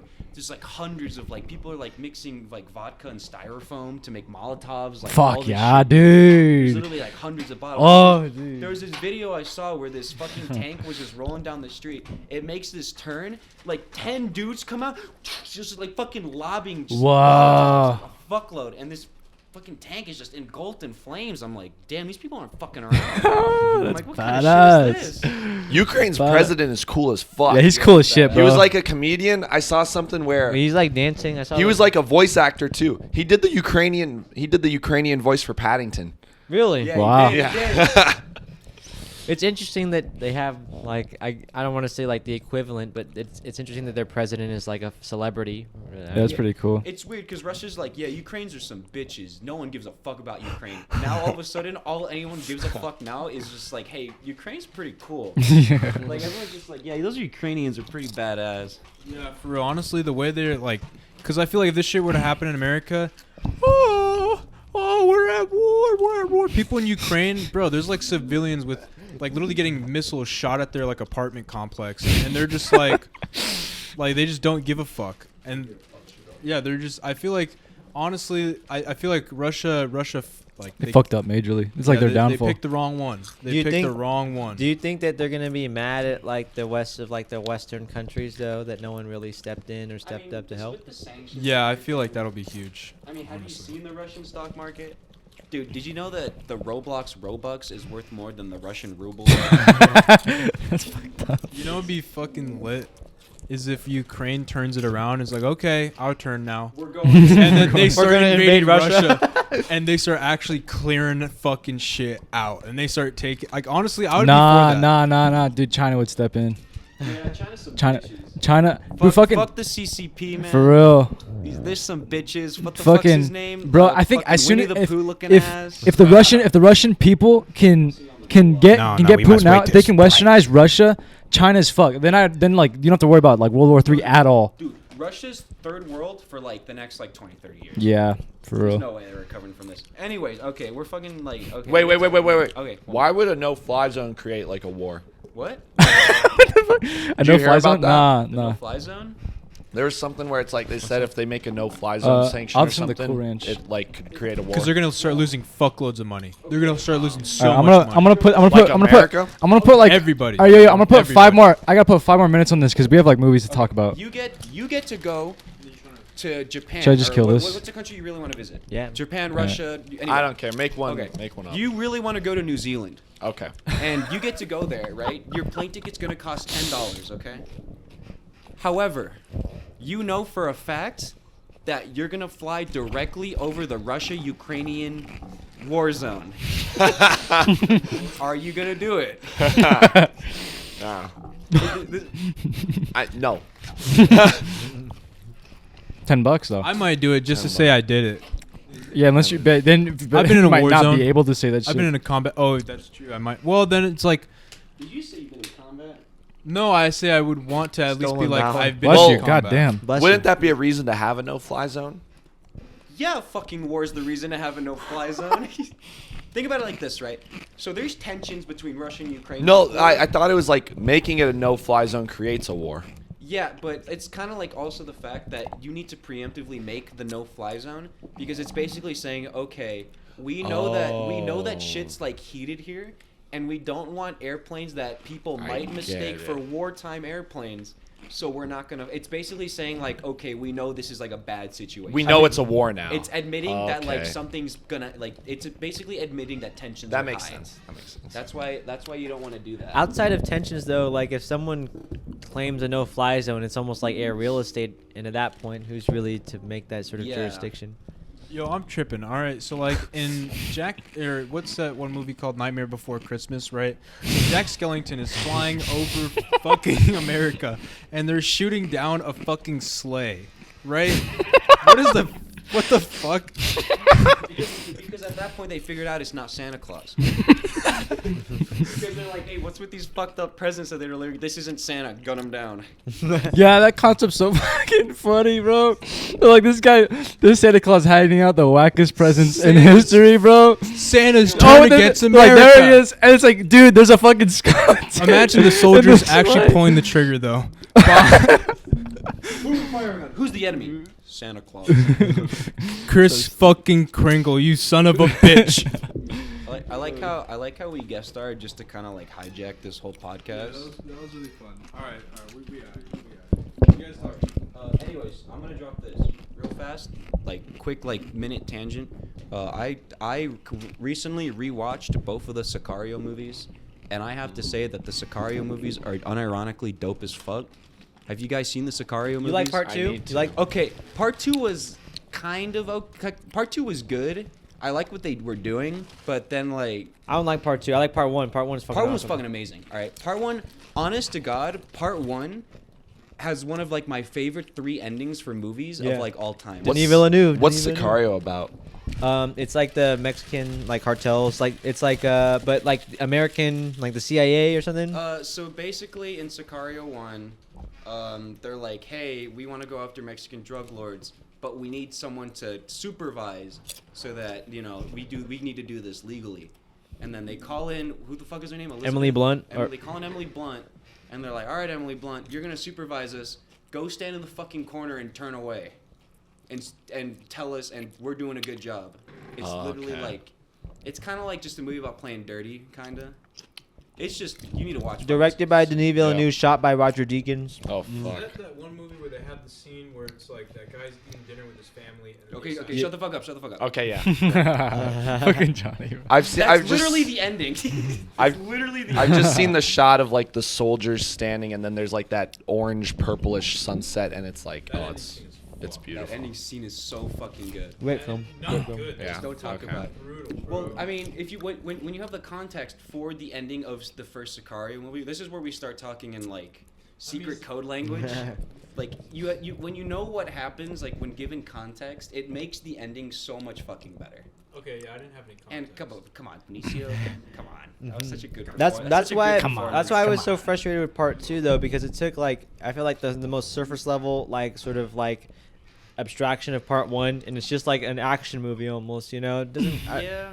like thematically maybe it's similar, but like I guess like vision wise and like tone wise it feels like a complete, it doesn't have to be a Sicario movie. Did Denis Villeneuve make that one too? Apparently it's different directors. Yeah, that's Yeah, that's okay. the issue. So It's I a mean, different writer too. I like where they were going. Like they were kind of going for like a heist gone wrong type of like movie, where it's just like, all right, we're like winging things now. But then as it got along and along, like there were cool ideas, but in the end their payoffs weren't that good. Because in my opinion, Denis Villeneuve is one of like the best working filmmakers going right now, and it's mostly because he'll take like an average script and really elevate it to something great. Like the first Sicario, he also did Arrival, did Blade Runner 2049, he did the new Dune movie. Sick. So he and the second one, I just think they didn't have the right person behind it. Yeah. Not to say that he did a bad job. He just didn't. He's not Denis Villeneuve. They started filming the third movie. They're doing a third one? last year. Oh, They're doing a third shit. one. I think they have the original guy working on it too. Denis Villeneuve? Pretty sure. Wow. Okay. With Dune? yeah, With Dune on the yeah, side, dude, yeah. crossover with Dune. The cartel's gonna show up in what's the name? Arrakis. Yeah, Rackets. Yeah. Dune doesn't take place in like our universe, right? It's like a whole Mm. Yeah, like in a millennium from now or something like that. I like how a lot of sci-fi movies are just kind of like I really like it's like a little it's a little concept, but I really do enjoy when sci-fi like super sci-fi heavy movies and like books and like all these ideas and shit kind of like incorporate like our Earth. They're like, hey, like this is like what's gonna happen 500 years from now. In fact, there are remnants from like our time there, like affecting this still. Well, that's like the thing with Dune. It's like instead of like United States and having different states and colonies, now we have different planets. And so that's why there's like humans on these different planets. Computer people too. Mhm. Those guys. Dune was fucking crazy. Oh, did you watch Dune, Johnny? I did watch Dune. Dune was fucking crazy. Dune was really good. Talk to the next one. Okay, Dune, honestly, bro, watching like the different people from the different planets and their different ways of life and shit, and like it's so intimidating. It's like, okay, guys, these guys are coming from this planet, but they're like really advanced and they have fucking superpowers and shit. And it's like so sinister how they get their powers and shit. It's scary as fuck. It's terrifying. Oh Yeah, yeah, the fucking witches? Yeah, the witches. Oh, They Ben call it- Gesserit. the Mengesserit. Ben Gesserit. I know yeah, they're called the something like Bene Gesserit. The Bene Gesserit. Bene Gesserit. Maybe that's how you pronounce order. it. That was the order, right? The No, Bene that was Gesserit? like the witches. The witches. Okay, the witches were the Bene Gesserit. Yeah. All right. Fuck. What am They I? had the voice. Yeah, it's called like the speak or the voice. Oh, then there's Oh, like you're talking about I'm talking about their actual power. the power. Yeah, I don't remember. the power of like who has it. Timothy the Chalamet. main- He's like, the- shut up. Yeah, he's just like. Oh, that's the voice. That's yeah, where they like tape her mouth shut. They're like, make sure that tape doesn't come off. yeah. or That's else that's she's gonna that's start the speaking mad witch shit. towards them. It's like he's like the only dude to have it. And that's why there's like a prophecy with like the one guy who gets that power. a lot of like Jesus type, like Mhm. you know. Yeah, I thought it was supposed to be like a metaphor for like Muhammad Ali. or some shit like that. That's what. Muhammad No, not Ali. Muhammad Ali. Boxer. Sorry, no, Muhammad, like the Muslim. the prophet. Yeah, I'm Muhammad Ali. My bad. Jesus Christ thing, 'cause they saw him as like the second coming. Like he shows up there like Muhammad, I yeah. love this guy. But fucking Sohail was pissed about it. Okay. That's that's right. Bro, Sohail is I fucking. think he didn't like it because he felt like misrepresented. Oh To a yeah. degree, Okay. come on. They got all the minorities like as the sand people. Which should be makes sense, you know, if they're like, you know, if they're out in the hot, of course. But still, like, all the sand people are like rugged, like kind of like. They're pretty cool though. They're cool as shit. They're cool as They're They're cool like for- the poor honest- people though. They fucking Yeah. they ride the fucking worms, bro. They ride the worms. That's crazy. Sohail I like needs the to worm. fucking grow a nut, bro. That movie was fucking cool. But I love that movie, The Combat. Fucking awesome. And I love the concept. It's like, okay, the reason why they're so incredibly gifted at combat is because they can go, when they're training, they don't have to like weaken themselves to like fight each other. Yeah. They have shields, so they can fucking go full throttle. And that's why they're so good at combat, because they're not used to giving 10%. 20%, 5%. They're used to giving 100 every battle, and that shit's badass. You like the bro. way the fighting looked in that movie? I love the shield concept. The fighting was pretty badass because I like once again it feels like they're experts in their craft, and it feels legitimate. Like it feels like they have a legitimate excuse, kind of like in the Matrix, for a reason for them to be so good at combat. Does that kind of make sense? Yeah. Or for it to be Yeah. so choreographed type shit, you know? How long do you think you could put your hand in the box in Dune? She fucking pulls out the box. She's like, "Hey, this sucks. You're gonna put your hand This in sucks. it. If you put your hand in it, it's gonna suck ass." I'd have to like use the restroom first or something. Can I go use the bathroom? Well, I mean, it's kind of like, okay, keep your hand in or you die. So I feel like everybody would keep their hand in, because it's like, No, they- or you die. No, She puts that thing like right at your neck. Yeah, Yeah, no- yeah, she's like, if you whip it out, she's literally like, if you whip it out, I'm gonna fucking kill you right Yeah, no. The whole point of it is that like a lot of people die from it. Like it's like Really? really precise selection. Well, yeah. no, that scene's so cool because like, he like has the power to be like a Christ-like person. So like they can't just have that go to anyone. Yeah. So they have to make sure he can like handle shit. He's also like, yeah, that he's worth. He's worthy, you Mhm. know. They also went through a lot of trouble like raising him too. Like the mother, I remember the mother was just like. Put the mic, Johnny. The mother was like, you shouldn't The mic. exist. The mother was like, I made you and I created you. I kept you a secret and I convinced my order to not fuck you up immediately, which was like, which was the whole purpose of like the box scene. Because oh fuck, how did it go right? Like the lady was like, you shouldn't be a thing. Like you shouldn't be here. It's usually women, right? Well, so the It's reason, okay, Yeah. so what I Like, grasped guy witches don't exist in Dune. from what I grasped is like, if you're a man, you're more like inclined to make decisions based off of your instincts No, rather no, than no, it's like based there's- off your intelligence, right? So it's like people who are like men versus like women. Women would be able to, number one, like be more powerful in magic, right? But number two, like because he's gonna inherit so much power, he can't make decisions based off of like his wants or will. So even if he's in pain, he has to make the right decision. I mean, they don't say that in the Type shit. movie. In the movie, they just say that it's a prophecy. Like They this say- is an yeah. entire order of women, and whenever there is a man, that dude's like fulfilling a Big fucking prophecy. deal. It's a big deal whenever a man comes into the Bene Gesserit. Damn. We should probably. Yeah, we should. I think we've overstated. Yeah, overstated. I need to watch it again. Would you guys read Dune? Yeah, I want to. I consider OJ read Dune. Remember Yeah, that? OJ OJ Did he read like Dune. it? He fucking loves Dune. Yeah. He said it was accurate as fuck too. But they're only like it's still in the first book. Like they're only like halfway Yeah. through it. in the There's movie. like a shit ton of books. There's like Mhm. five. I think there's like 5 or 6 books, and the first Dune movie covered like half of the first book. Mhm.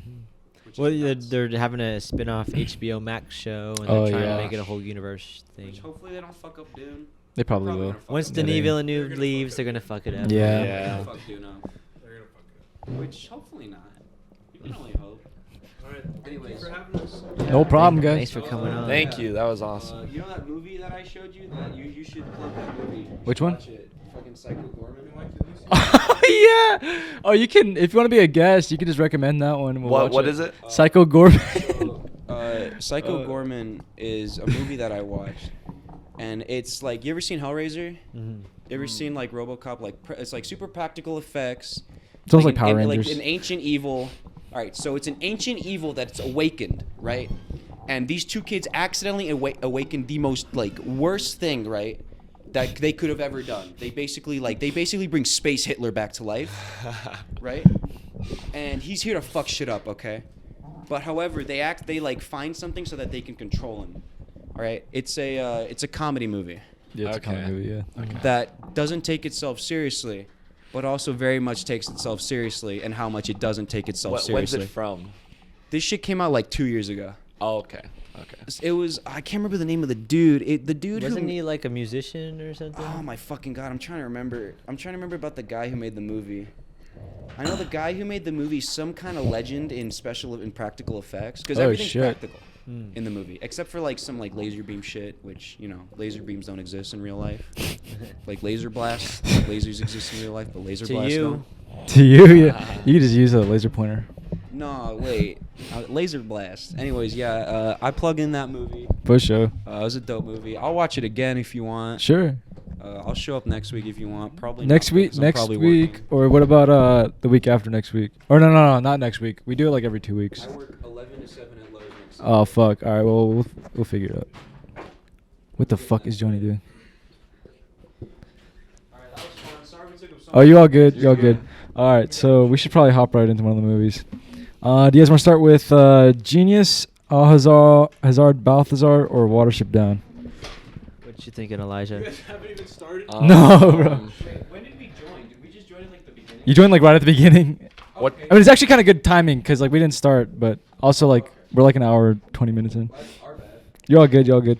You should just so you guys begin and then just forget us. I don't mind talking about Balthazar first if you guys want. You want to Okay, go for sure. chronological then? We can do that. Yeah. Yeah. Okay. Okay. So for chat, real quick, do you want to read it or just get right into it? I'll go for it, read yeah. Okay. Let me see.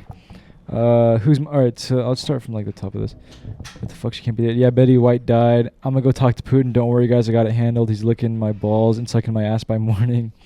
Xi Jinping, aka Winnie the Pooh, is a douche. Lamau is the funniest thing when the Indian plane flew over all like the Ukraine-Russian war. Isn't there like a ghost plane or something? A ghost plane? You mean like the Ghost of Kiev? Yeah. Oh, that's supposed to be like a myth. Oh. It's like the one dude who like shot down a bunch of planes or whatever. It's supposed to be a myth though. Bro, the opening to Sicario is bussin' and rough. Our savior Muhammad Ali. For sure. Y'all don't got any kind of naughty for donos. What the fuck? Naughty for donos? Do you guys know what that is? Noti? N-O-T-I for donos. Donuts? Donuts? I don't know. And Nick, if you're still in chat, let us know what that means.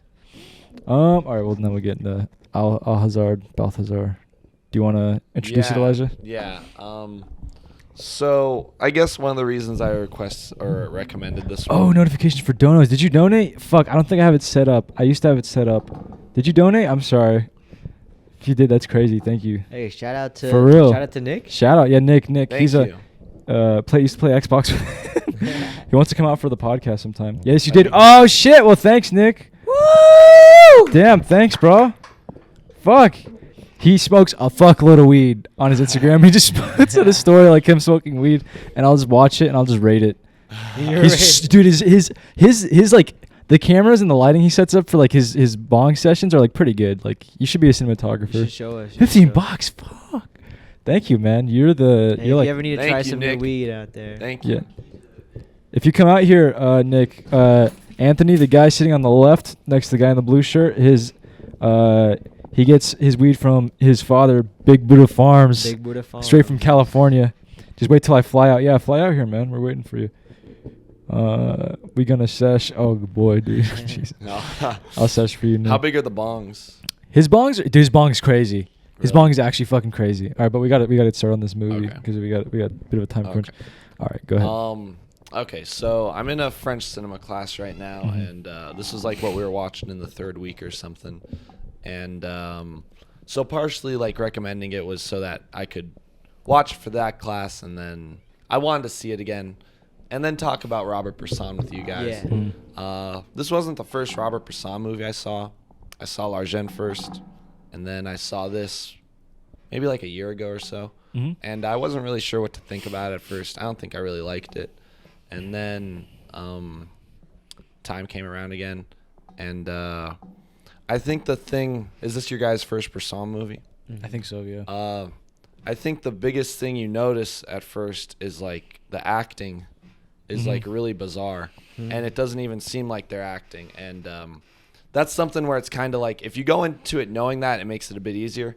But the first time I saw one of his movies, I didn't know that, and I was just like, you're kind of confused. I was kind of confused the whole time because I'm just like, are the people here just like emotionless? You know what I mean? But kind of like looking into the way he thought about like actors and what he thought like the best way to tell a story was. He considered actors models.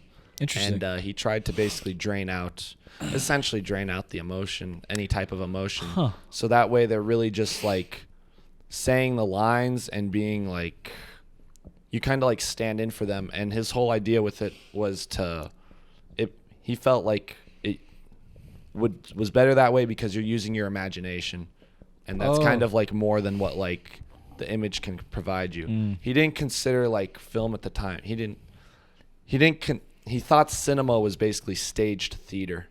He thought that actors should like be in plays and stuff, not like be like filmed, because he felt that a camera could detect any falsehood. He called himself a cinematographer, not a director, because he Interesting. considered himself. He hit some really good fucking shots.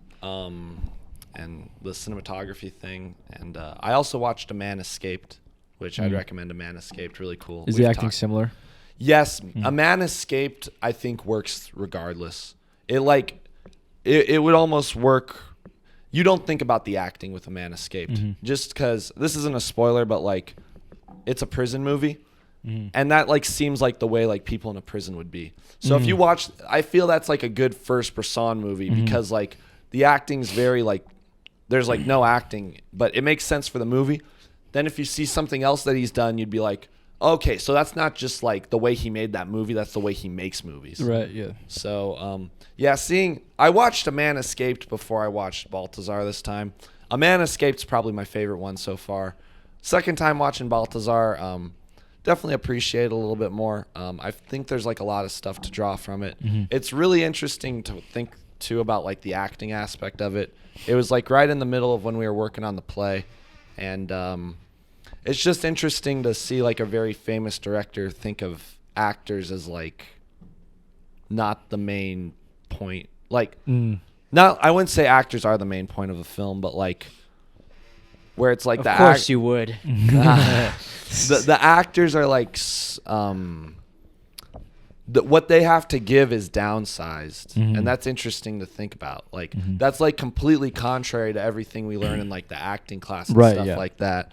But at the same time, it's a really interesting idea, and you can still tell an effective story that way. So I really appreciate his style. My voice is going. Oh man, do you want some water? You're good. Yeah, a little bit of water would be nice. Let me get one For for those you. viewers out there, Elijah was in a play. Oh yeah, we didn't even talk about that. Fuck. Well, Wizard episode maybe. Oh yeah, next week. Yeah. Tune in to the next Wizard. I'll let you know. I might have to work next Saturday night, but I'll let you know. Yeah, I was in a play. It was fun. Yes, please.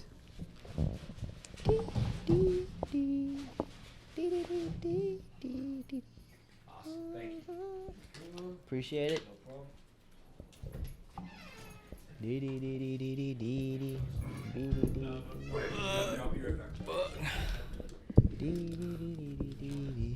What are you doing?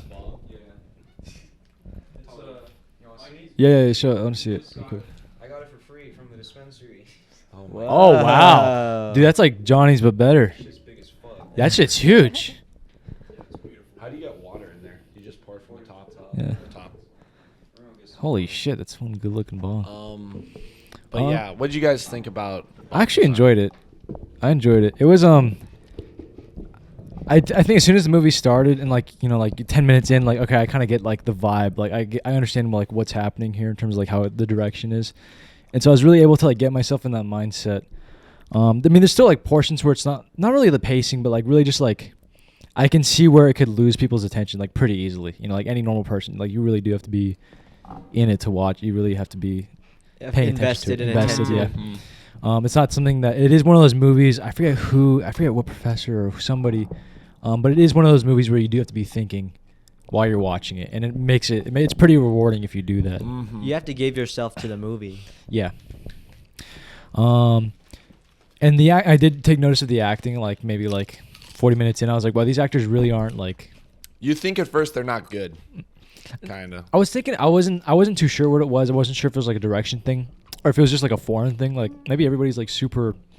Laid Like back, maybe subtle. everybody in this maybe everybody's like super just like they don't like sharing their emotions or what, but it's still like it still worked, you know, like there still was like you could feel some emotion just based on the story. I would definitely dialogue. say like he said he tried to drain like all emotion out of the actors. I feel they still look sad. Yeah, like when They don't look like content or anything. When like Mary that. is crying, like she you know, there's a tear and like you can kind of tell like it still peeks through, you know. Do you think she actually cried and then like or like teardrop? Oh, like they put a teardrop? What do you? Oh, I don't know. I thought about that because I remember the first time I saw that, I'm like, how the fuck would someone cry like that? With just like imagine like being that sad and like holding it in like completely straight, but you still have like water filling your eyes and having like a tear fall out. I'd assume it would be like the teardrop thing because I feel like an actual cry would be too emotive. It would, yeah. But did you guys know the thing about you said you were kind of unsure. Did you know the thing about the actors? Yeah, Going so this is my first Bronstein movie, but I feel like I know of his style and I've kind of studied what he said because in terms of like film theory, he's probably one of the most distinct voices out there in terms of his opinions and all that. He hates most movies. Really? Yeah. And Yeah. it's mainly for that reason because the moment he sees somebody make a choice, he's out of it. That's That's so funny. But watching it, in the actual experience of watching it, I was a little disappointed. I didn't have enough time to watch it again because I feel like I really needed to really talk about it fully. But the best way I could describe, at least from this a Bronstein movie, is like it's like a Rorschach test. It's like it's just showing you like a series of like sequences, images, you know, faces, not even necessarily performances. And I guess like what you were saying, like you have to be really invested. You have to give yourself over to the movie. But at that point, it really does feel like kind of like in our conversation earlier, not necessarily like cinema, but like an art piece. Because like I imagine like if you ever experienced like if you go to like the Metropolitan Museum or something, you see like a painting or even like a Jackson Pollock fucking like splatted thing. You can't just look at it and like understand it. You have to sit with it like for a good 10 to 15 minutes and like look, pay attention to the details and sit, and that's how the movie really feels. And in terms of like the performances or even the overall style, it's like maximalist minimalism because the fact that there is no choices or any real distinct style, that is the style, but it's so how would you describe it? Its reservation is so loud that it automatically calls attention to itself. Yeah. But then I was thinking about that, and then I guess movies similar to that might turn off audiences is the main key to, I think, keep anybody, even us, invested is that in a sense you have to teach the viewer how to watch the movie. Right. You know, I was thinking about this with Punch Drunk Love because it's a bit abstract, not as abstract as a Bronstein film, obviously, but like from the first shot of that movie, you know, he's in like the corner. You seen Punch Drunk Love? I saw the beginning. We were to just it. talking about. I haven't seen the whole. I haven't seen the whole. Okay, so you know you remember so the first shot, Adam Sandler's in the corner. It's like the whole frame, and it just sits there for like 30 seconds. He's on the phone, and then it pushes in, and you do all the shit. And I feel like it's similar. I don't remember exactly how this movie starts, but just in terms of its pacing, the performance, and everything, you kind of get that from the first sort of sequence, and you understand what's going on. Oh, it's with the children, right? They're like children. The very first opening. I mean, I think they have like a little title sequence, you know, like old school title sequence. But the opening shot is the donkey is like a young lad, like a young donkey. It starts out. It's like, I'm like, oh, okay, cool, donkey. I like how Did you say about how the noise comes on during the credits? No, but I like that part. Where it's like the orchestra and then you hear this donkey bray. Oh, it's like, yeah. It's almost like... That part's do pretty donkeys always sound like that? Or that one sounds almost like painful. I think donkeys... I mean, I've never been around a donkey. I can't say for sure. Do you know what I mean, though? It doesn't sound like the donkeys. And I just thought it sounded like a donkey. It's interesting, too, Okay. because if anything, I think that the donkey gives the most powerful performance. For real, dude. I was surprised at how well I felt for this donkey. Okay, that's another thing too. They were beating the fuck out of this donkey. He gets fucked You up. could do. I mean, did they really do that to with the? Oh, Are donkeys gosh. just okay with just getting their ass beat? Oh, That's a whole I other don't fucking. know. But I do like that part too, where it would be the orchestra and then they pause it and you just hear the donkey for Oh. 5 seconds. I think it's Brahms. The Brahms piece is a beautiful piece. I feel too for him to make a movie. I guess not specifically about a donkey, but an animal being the main character, Yeah. essentially, or the character that you follow everywhere. And just given the way he thinks about actors, an animal is Inherently itself. You know? Yeah. Even beyond an actor, a human, in a sense, are kind of changing their the way they're perceived in according to their particular situation. And so that's how I feel about him as a filmmaker, though. It's you put the camera in front of someone and I think his goal is almost like an X-ray frame, because to erase the performance, you're trying to get it some sort of truth or whatever this person really is. And through that, like you were saying, then you add the performance, you add the emotion to it. But then with an animal, it's to another degree, because all they can really be is themselves. So you're kind of just capturing these moments of just almost like peace. And it's interesting too, because the story,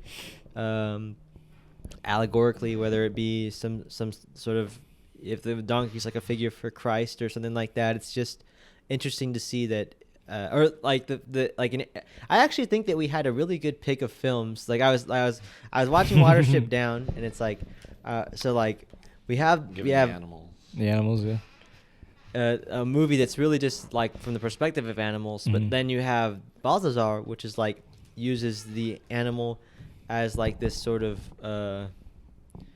Plot tool, like a sort of vessel to beyond a human, which sometimes humans, we focus on ourselves a lot, but we're a very important part of a very small part of a large planet in nature.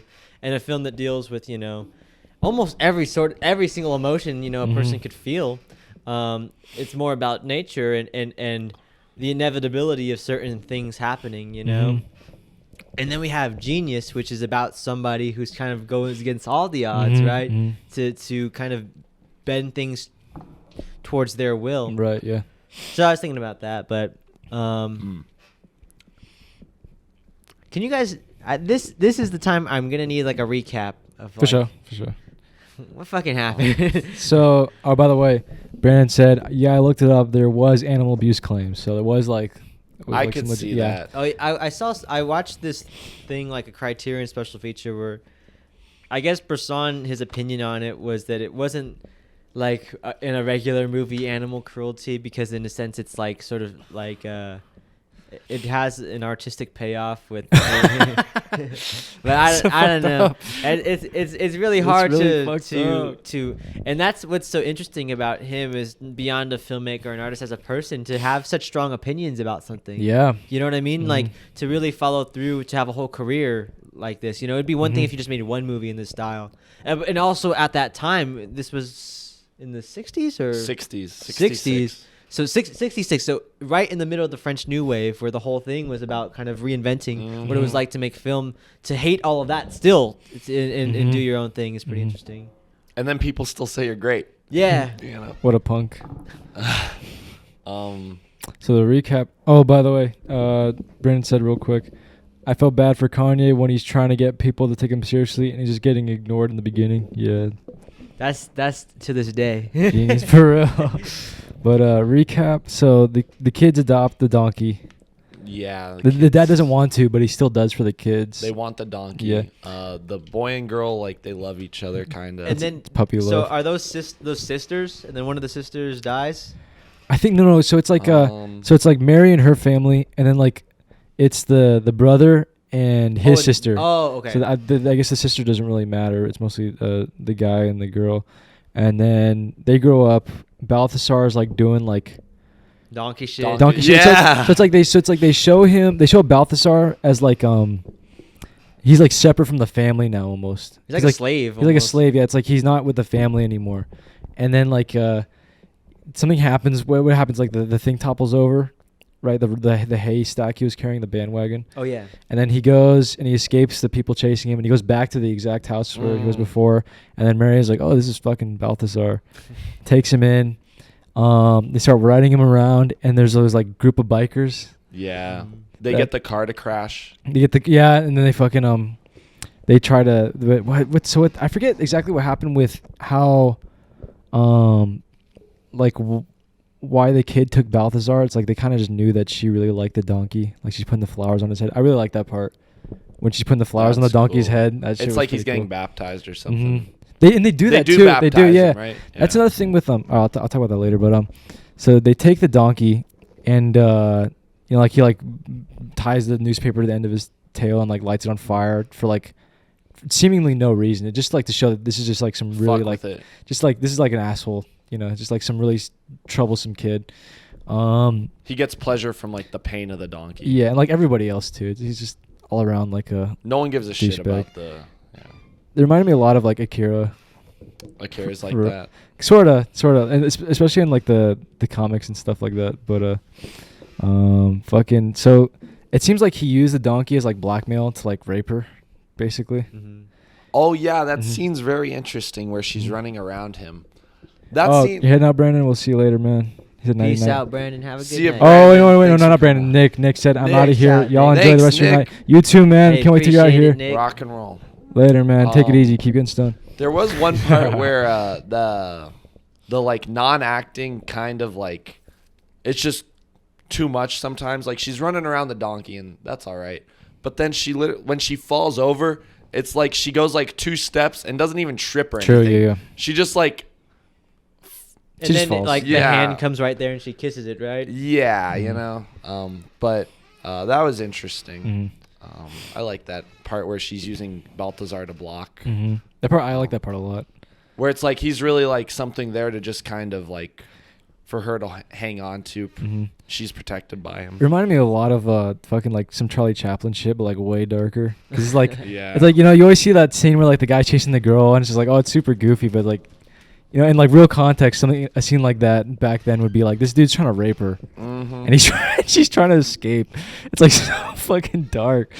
But Then there's the drunk the guy. drunk guy. So then after he rapes her, they start like they're basically like boyfriend girlfriend. And then he kind of starts neglecting the donkey, and it gets sick. And then the drunk guy comes in, and he's all like, "I'll take the donkey off your hands." And he starts taking care of the donkey, but he's so drunk, and it's like he's like such a nice guy. He's like one of the first guys who's like genuinely like kind of nice. But when he gets drunk, he acts like a total dickhead. So he starts like putting the donkeys at risk and like just people around him at risk. And he apparently murdered somebody when he was drunk. Which they don't show or anything like that. They just kind of tell you about it. They try to pin it on him though. They try, yeah. The biker dudes. Yeah. Yeah, I forget. So did he actually kill somebody when he was drunk, or did the biker dudes actually kill him? Or kill some dude? I feel like he did some bad shit or something. Yeah, he definitely did. But he And- might not have done that specific. Yeah. And- He doesn't even know himself. Yeah. He's just like, I might have done it. Isn't there a part where he like wants to kill himself Yeah, with the right? gun? He has a gun, but no, isn't it? Someone gives it to him, right? Yeah, the bikers are in there. They like wake him up and they're like, "You're fucked now." And they see the Oh, police yeah, coming to yeah, his yeah, house, yeah. and they're like, "You're fucked now." And they leave the gun and they run away. It seems like they're trying to frame him or some That shit. part's funny. And then the cops enter in. He's like pretending to sleep. And then the cops looking around him. He's not looking. He goes. He tries to shoot him, but it's empty. But the gun is like a dollar store water gun. yeah, it's size. like this, like literally like this fucking small. It's like a spy gun, I like how he shoots it and it's empty, so he doesn't kill a cop. But the cop turns around and you think like he'd catch him, but he's still back to sleep with the gun like this, like super fake. It's like, oh man, but so that happens. But they're not there to arrest him. They're there because they're like, you just inherited a fuckload of money, and so they have that party and shit. And That party scene where he starts breaking the glass. that part's Yeah. cool. That I was- like that part. was great. So they have the party, and then Mary's getting like some shit for like going after like the biker boys. She's like, "Oh, I love him." I'll. Because jump over isn't the that cliff." also like her childhood sweetheart? He's keeps on pursuing her, right? Yeah, he's pursuing her like on the side, but they only show him like, in like 2 or like Towards like the 3 end. real scenes, more towards the end, but like once in the beginning and like more towards the end. But apparently, like he's kind of pursuing her, but he's also like involved with her family in like a business way, so there's some drama. So like the dad got like fucked over with something where With like some land thing. he or something, wasn't. Yeah. It was almost like he wasn't like being a bad guy, but he just got like He the short end of the stick, kind of. it seemed like they made him sound like he kept getting in his own way a bit. Like he was too pride. They He was said too he was too proud, prideful. yeah. Too prideful. Yeah. So like, but it seemed like he just kept like fucking over his own family because of it. You know, like he didn't budge on anything. And then it affected her kind of, and that's Yeah. probably the reason she ran off with. With the biker. Okay, so then there's the dude's all drunk and stuff, Mm-hmm. and then he's like riding the donkey home, and he like falls on his head. Yeah, he falls on his head, Yeah. dies as soon as he inherits all that fucking like wealth. And then what happens right after that? Then The donkey goes to like the circus. no, that was before that. That was before. Oh, that. the donkey goes to the circus. Oh yeah, the donkey does go to the circus. What did you think of that part with like The him elephant? multiplying? The multiply. Oh, that part was cool. Oh no, that scene's really great though. I With like the like elephant. all the The it's showing animals. all the animals' Mhm. eyes and stuff. That's where it's like almost like Bresson's kind of getting like self-aware. It's interesting too because like I feel like a lot of animals from far away, you only really see like the dark part of their eye, and that's what makes them feel like non-sentient to Yeah. me. But then like if you get up close and like their eye starts to move, you see the white part. It just feels more, I don't know, alive. Yeah. It's and at that point, it I don't know, it starts to feel wrong when you see them like that. It feels like They're watching. it feels kind of like a scene where it's like you're the new kid at school. Oh shit! Speaking of animals. And like no. Oh Oh Yeah. Willie! Willie! Oh, Hasard Willie. Yeah, we got it. Fucking dude, I was watching this movie on the computer here, and Willie was chilling with me the whole time. It felt so cool. Really? It was so nice. I was like, Willie's my donkey, bro. Willie's my Balthazar. We gotta do a FAP 2, but now it's gotta We be gotta do- we should- depressing. oh, It's gotta be man. black and white. If we make a FAP 2, I hope we can make a FAP 3 before he dies. He's so old. Look at him. He was chilling with us during Watership down. Yeah. He was watching that too. He's just He likes the laying animal there. movies. First movie I watched when I got him, like literally the day after or the day of. Can we guess? Guess, go ahead. Marley and me. Yep. That shit made me cry. Like, damn, I have to go through this shit Ah. again. Yeah. So the guy dies, loses his wealth. There's a circus part, which is I actually like that part a lot. After he loses his wealth, she kind of, so the donkey gets sold off to another old dude, and then Mary shows up at that other old dude's house. He and has then- like money and stuff. and then he's all Yeah. like, I'll be your friend. I'll share in your pain and pleasures, like super creepy shit. And she's like been with the bikers, so she's like not like an innocent girl anymore. And then the family comes and they take the donkey back or some shit, right? Mm-hmm. They take the donkey back, Yeah. and then she's through with the bikers at this point, and then that's when the childhood friend comes back, and he's like, I want to like marry you and stuff, and she's like, no, I don't see it that way anymore, bro. And then she goes to hang out with the biker guys again, and she goes in that building, and they're like not there at all. And then she's like standing alone in the room, and then the next shot is like them running out, like jumping out of the house and throwing her clothes everywhere. They like raped her and Yeah. stuff. They didn't in the subtitle on the Criterion. I don't know what the subtitle said in like different versions, but in the Criterion one, they just said they stripped her and beat her. They Oh. humiliated her. And you so I don't know if they raped her, but like they yeah, she got I humiliated. feel that's like basically. the iconic shot Yeah. Mhm. where it's her in the corner like naked and turned away. Yeah. Yeah, like really sad looking. that part. That's when the movie starts to get like, oh fuck. It gets like really sad. Yeah. Yeah. And then so it's not implied that she dies, right? No, so after She that, just kinda she runs away? Yeah, she just runs away again. Okay. And then the dad's dying, and that part was sad. And then the mom's like, The- this- the mom is like, donkey's don't- all I have. Yeah, don't do this to me. Or like she says something like, if one of those like if there's a God line, Mm-hmm. like don't do this to me, and then he dies in like the next scene, Yeah, and literally like And where's Balthazar? Balthazar's just at this point, so he's just kind of chilling outside the place where the dad dies, and then the kids come and they're like trying to like, can we borrow the donkey? And she's all like no, he's like old, like leave him alone.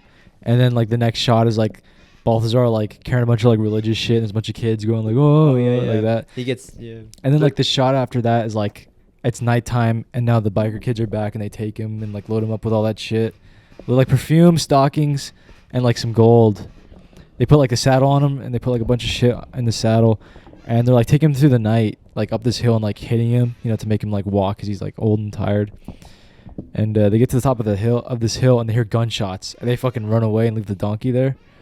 And Balthazar's just like chill. He's just standing there, and the gunshots are getting louder and louder and louder and louder. And eventually, like one hits him, and he just like starts running into the wild in the field. He's just running while holding all this shit. It's like so sad, bro. It's like, oh, I really like the ending a lot. It's he dies with like some sheep, right? He dies. Yeah, He yeah. dies. Yeah, listen, that yeah. part is cool too. Mhm. I don't even know how you do that. You Mhm. know, You just get him tired. All the scenes with the donkey, that had to be Whew, yeah, that had to knows? be work. In this style and on too? film. Yeah. Oh my god. He probably did it just to do it. You know. For real, yeah.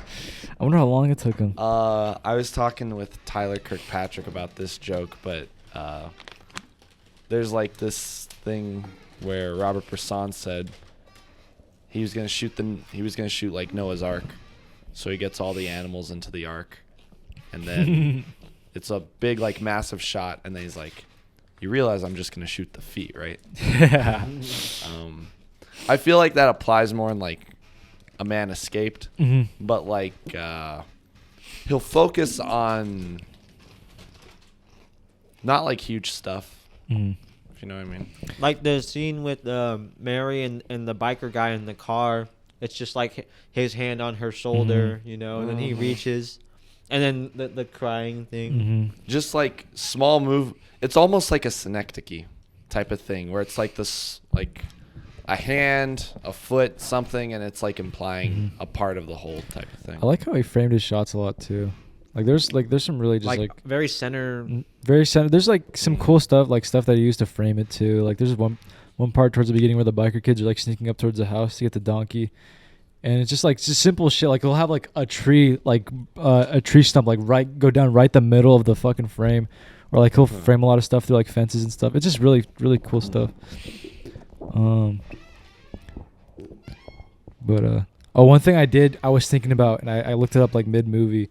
I was wondering, I forget why I looked it up, but I think it's because the girl was named Mary, you know, like the Virgin Mary, and then one of the men who went to go see the baby Christ was named Balthazar. So I mean, it's like not like like the king. one of the That's kings or whatever. interesting. So I just like I forget how I caught on to that, but it was just like it was none of the other characters were named after the other two kings, but just Balthazar. Did you try to think about it more literally, or kind of like he's a metaphor for something? I was trying to look for like a literal or like I was just trying to see like any more clues besides that, but it doesn't seem like there's really a whole lot. When you were watching it, you were more focused on like, okay, he's Balthazar the donkey.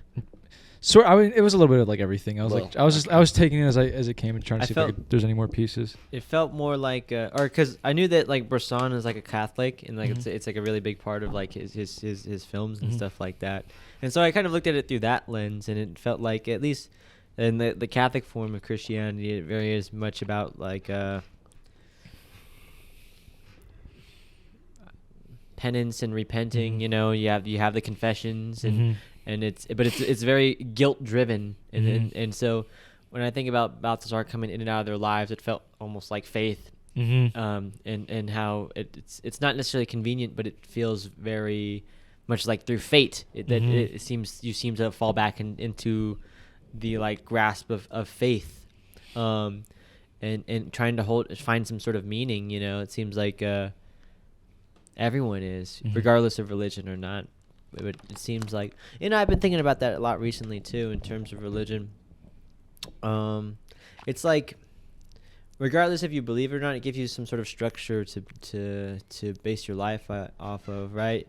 And having something outside of yourself to believe in, I think, is kind of important to have in those sort of moments of questioning yourself or the world around you. And it gives you a sort of framework of understanding, of belief, of information, of truth. And if you're able to find that and seek that, and you know, it's like Balthazar the donkey, not necessarily that everyone sees him for what he is as a donkey, but it's interesting to he's like a companion for Mary, but or for everybody, the drunk guy too. But he's also like he's a farm animal. He's a circus animal. A slave. He's a slave. And he dies with the sheep, but in a sense alone, right? He dies with a weight on his back too. Yeah, and the So whole sad. that whole ending sequence with him with all the shit on him, it feels almost like Jesus with the cross walking, right? He feels the weight of the world is on his shoulders, you know, to die for everybody's sins, you know, for an animal, something pure that everyone kind of looks for with solace or something like that. It's interesting to, I guess, with this perspective, to think that maybe they carry that with them, you know, because that's us as humans, right? We're just like a library of every sort of person or experience we have. You know, the second word of the week or the day, what was it? Sonder? Oh yeah, Mikey. Word of the day. Sonder. Sonder. Yeah. It's very Makes me think of that. really weird timing that he came in right as you said that. Yeah, so I'm glad you watched that. Thank you. Yeah, I watch everything on Thank the you. show. Thank you. But yeah, I don't know. What did you think of it more thematically or literally? More literally, I think. More literally, I think.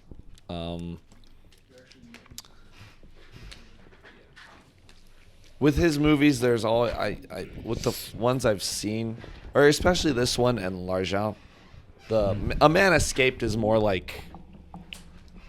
That one feels like the most narrative one. I haven't seen it. It is. There's actually some cool like stuff about religion in A Man Escaped too. But that's the thing. A Man Escaped is also a very like lots of hope in that movie. And like over the course of his career, his films got more like depressing and bleak. Whereas like I feel this one's definitely very sad. But by the time you get to L'Argent, which is the last one he made in 1983, he won the Best Director award at Cannes. Wow. When he wins it, he kind of goes up. He hated being in front of a camera. There's like there are interviews with him, but like not a lot because he didn't like being photographed and stuff. He kind of tried to be, I guess, a little reclusive. But like shy. by the time you get to like a movie like that, or the movie right before that one, I forget what it's called, but the endings are like just incredibly like nihilistic. And so, I mean, having seen A Man Escaped and then seeing this, thinking about it in terms of Jesus, or seems like Just faith at a large. hopeful way to look at it. But in a way, just like knowing, I guess, the way he was at least thinking about ending the films and the art he was making towards the latter half of his life, there's something about it where it's just a little irritating. Irritating? Yes. Really? Yeah, where it's like Like irritating. just like irritating the fact that of how like bleak it is. A Oh, little okay. bit. So You see, in a literal sense, at least. For me, when if you think of like Balthazar as maybe a sort of stand-in for Jesus or faith or anything, I think that the Jesus story is hopeful for everybody except Jesus. You know, Yeah. you're just ridiculed your whole life for being He died good. for all your sins. Everyone, the reason, but you're betrayed by your best friend. You know what I mean? You're crucified for it, for a crime you didn't commit. You know, and you lived your whole life like good and pure. You know what I mean? You had a mission. And yeah, it's just A true beast of burden. Yeah.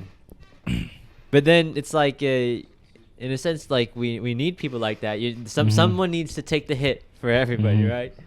It's and then you think of it that way, and like he dies around the sheep, like he's a shepherd. Aren't like there's like a sheep herder, and there's like the dog, you know, the shepherd dog, whatever the fuck you call him, and all the sheep. Isn't that like supposed to be really religious too? Or just like Jesus, you know, he's the shepherd, and we're all the okay, sheep. gotcha. Yeah. I thought it was cool that he hung out with like Marianne. Kind of turns in a way. I feel she's like a prostitute at one point, right? Basically, and like there's the drunks, there's the drunk dude, there's the circus. It's almost like how Jesus hung out with like the drunks and the prostitutes and stuff. The like lowly that. people of the world.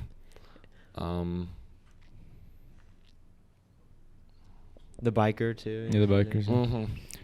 What do you guys think of the different characters? It was interesting.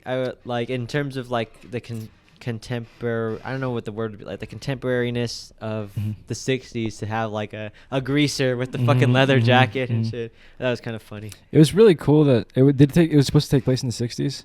I'd imagine. Yeah. Because I mean, like they had some pretty they had radios and shit. Yeah, it might have.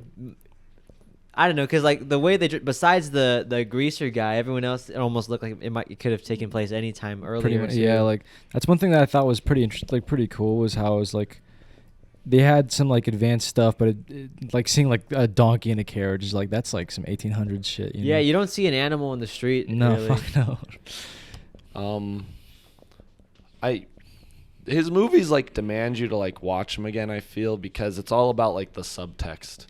Because if you the more you try to take it at face value, the less enjoyable the time is. And I feel like each time I've watched his movies, I get the idea, but I still like kind of focus a little too much on like maybe what's happening like instead of really what he's trying to say. I like it because it makes you think about yourself. Because at least for me, like I watched it and then I'm like, I guess I feel like his intention is to make you question why you're interpreting it that way, right? You have That's what you said about the Rorschach. Yeah. That's like by just presenting this sequence of images in this way or whatever, and having no style being the style, it's more like how your own brain works, how you perceive things, and that in itself feels more constructive than a story that's kind of spoon feeding you information, right? The only information to find, it's like there's no new information. It's only undiscovered information. It becomes a thing of discovery instead of a thing of consumption, which is kind of cool. But it's difficult too because like inherently it's not for everyone. You know? Yeah, 100%. And you wish it could be in a sense, but like That's what you love about it though too, is because it's so like, you know, in a way it's like so out there, but he still had the opportunity to make that, and you should have like the opportunity to make that. And outside of the style, like a Bresson film could mean like something solely unique to yourself. You know what I mean? Something that I guess I was thinking about with the actors and stuff is there's like Bresson was like a big influence on like Tarkovsky, and I feel like in a lot, we've talked about it before, but like in a lot of Tarkovsky movies, there's like this.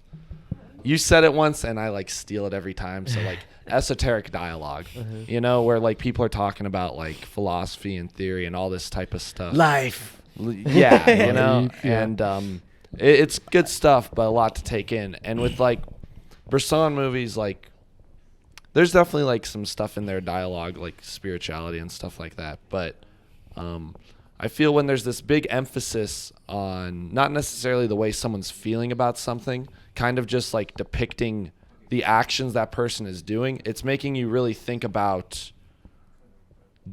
in a way, like judging your life based on what you've actually done instead of maybe what you want to do or aspire to do or like morals you have.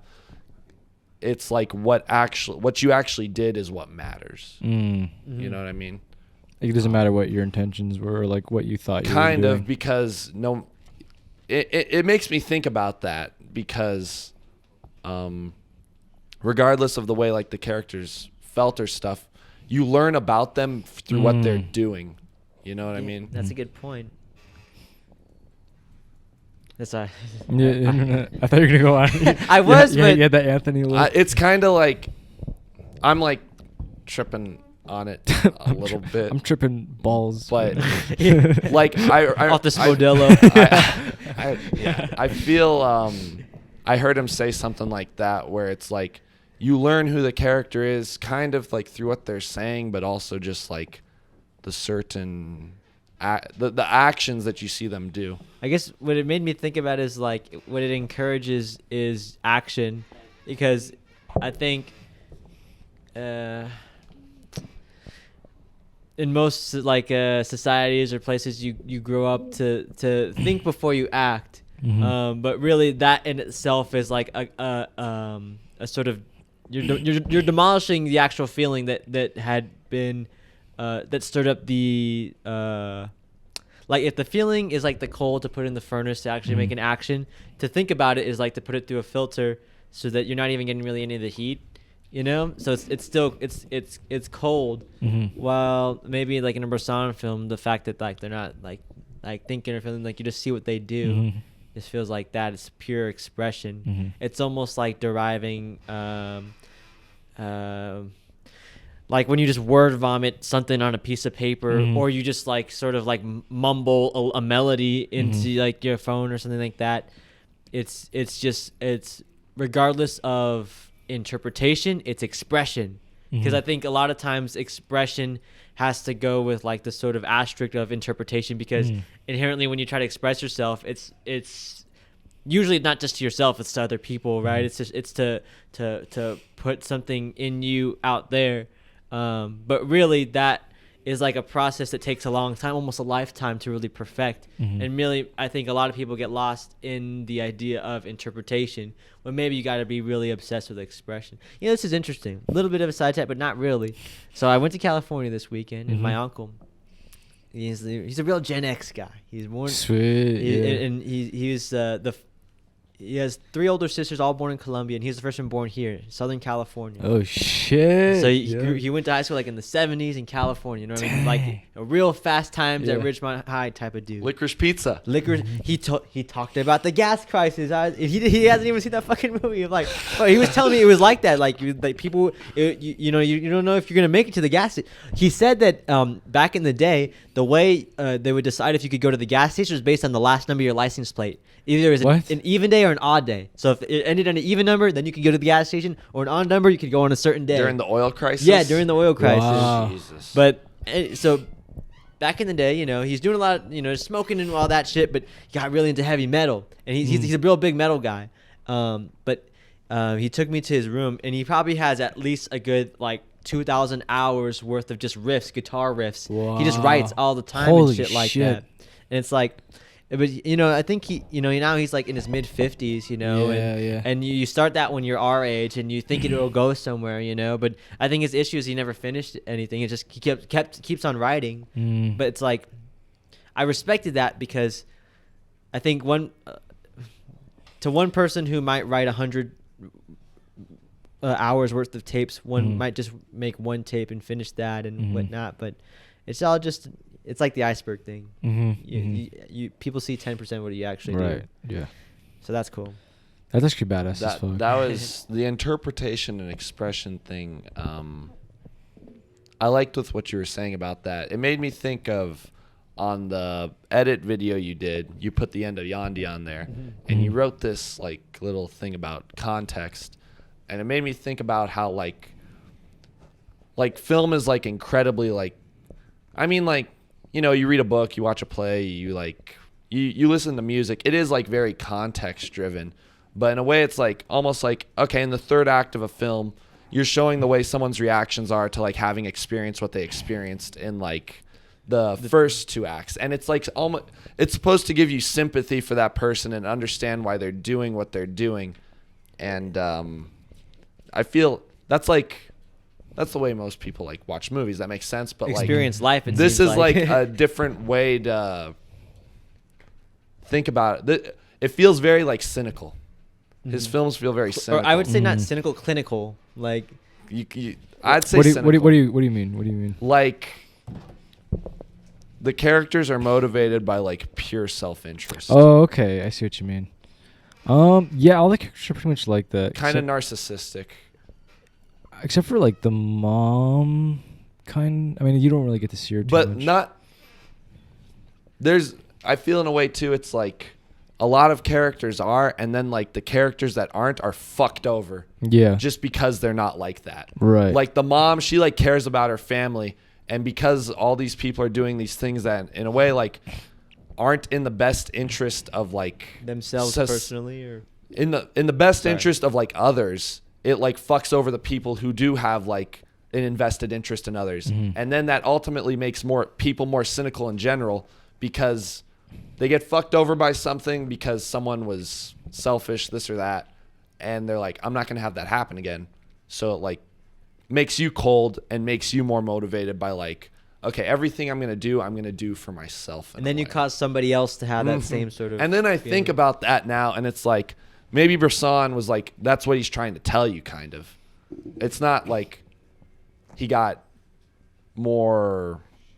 Maybe he like was looking at life like in a bleaker way, maybe just because he was like getting old and like closer to dying and stuff. You got better expressing it. He also lived to be like 100 years old. Wow. Yeah. What the fuck? Wait, so he's born in the 1800s? He was born in like early 1900s. Okay. He doesn't even know when he was born. I think that I what read the some- fuck? He doesn't know like the dates. Oh, Like, he knows the year. I saw something where it's like he could have been born in like 1905 or like 1910. Oh, But okay. I mean, regardless, What the that's he really died like around, I think, the time Stanley Kubrick died. He died around like the time Stanley Kubrick died, Kurosawa, like they all Late died. 90s. Wow. Yeah. That's crazy. And but now like I think about that, and it's like at first you kind of think like, okay, this dude's making like a sad movie, and in a way maybe because he's just like an angry, bitter person type of thing. But like in a way, I don't know. The closer I look at it, the less I kind of think of it as like that, and it's like there's like more of a moral there, kind of. Mm-hmm. I think it's also just I mean, it's kind of obvious to say that like that's just how life is, but I mean, it's just I didn't think about the characters in terms of like the people who are expressing themselves immediately as being. I didn't think about the dichotomy of the characters. Like, they really are just like characters getting fucked over because they're doing the right thing, you know, kind of like Jesus Christ. Then there's characters who are doing like the selfish thing and they get away like scot-free. Like I remember I was thinking a lot about the one main biker character. Like, that character stands out so much to me because he really is just like almost like Loki, like just like purely embodies like mischief, like kind of like just doing fucked up shit just cause. And he also has a radio. Yeah, that was radio. Dude, that was like one of my favorite parts, just seeing like the jacket and the radio sticking out. They were And it was, playing like a lot of cool inserts of that the radio. French, the French like pop rock of that time. Yeah, it was like yeah. it's such a good. It was a really fresh fucking like moment whenever the radio was in the scene. I gotta take a piss real quick. I go for it. We should probably rate it soon. Whenever you get back, probably. That was fun.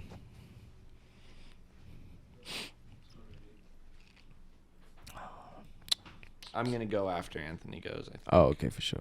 Can you hear me one of the fig Newtons? Are there none left? There might be none left. Oh, let me see. No. That shit looks light as fuck. Yeah, there's like a crumb. I ate a lot. Y'all good. Can I grab another water? Yeah, that's right. No, we've only talked about one of the three movies. No, you guys are good. Johnny and Mike, you're playing video games in the corners. You can see in the guest camera right here. Ignore. Oh, you got the stand? What stand? I used to watch this on TV. Oh, dude, we saw that at Walmart for like $2, and I was like, the cover looks kind of cool. Is it a good movie? I haven't seen it since I've been a really little kid. But Oh, I okay. remember when I was a little kid, it kind of scared me. It's about like the world ending. Yeah, it looked pretty cool. I was like, I don't expect this to be like a great movie by any means, but it looks like It's a miniseries. Oh, it's a miniseries. Okay, gotcha. What? Have you read any Stephen King? What did you just do? No, Johnny did. You read Stephen King, John? Johnny, I think he tried to read The Green Mile, but he didn't finish it. Dude, long. I should have finished it. I read like half of Salem's Lot. Oh, really? Finished it. Very descriptive. Is he a good writer? Yeah, I liked it. He's just, bro, he's He writes a lot. what? His strategy for writing a book is writing 6 pages a day. Yeah. It's pretty impressive. Especially for like a novel, like it's a lot of just dense text, That's you like know? all he's got to do, though. Yeah. I mean,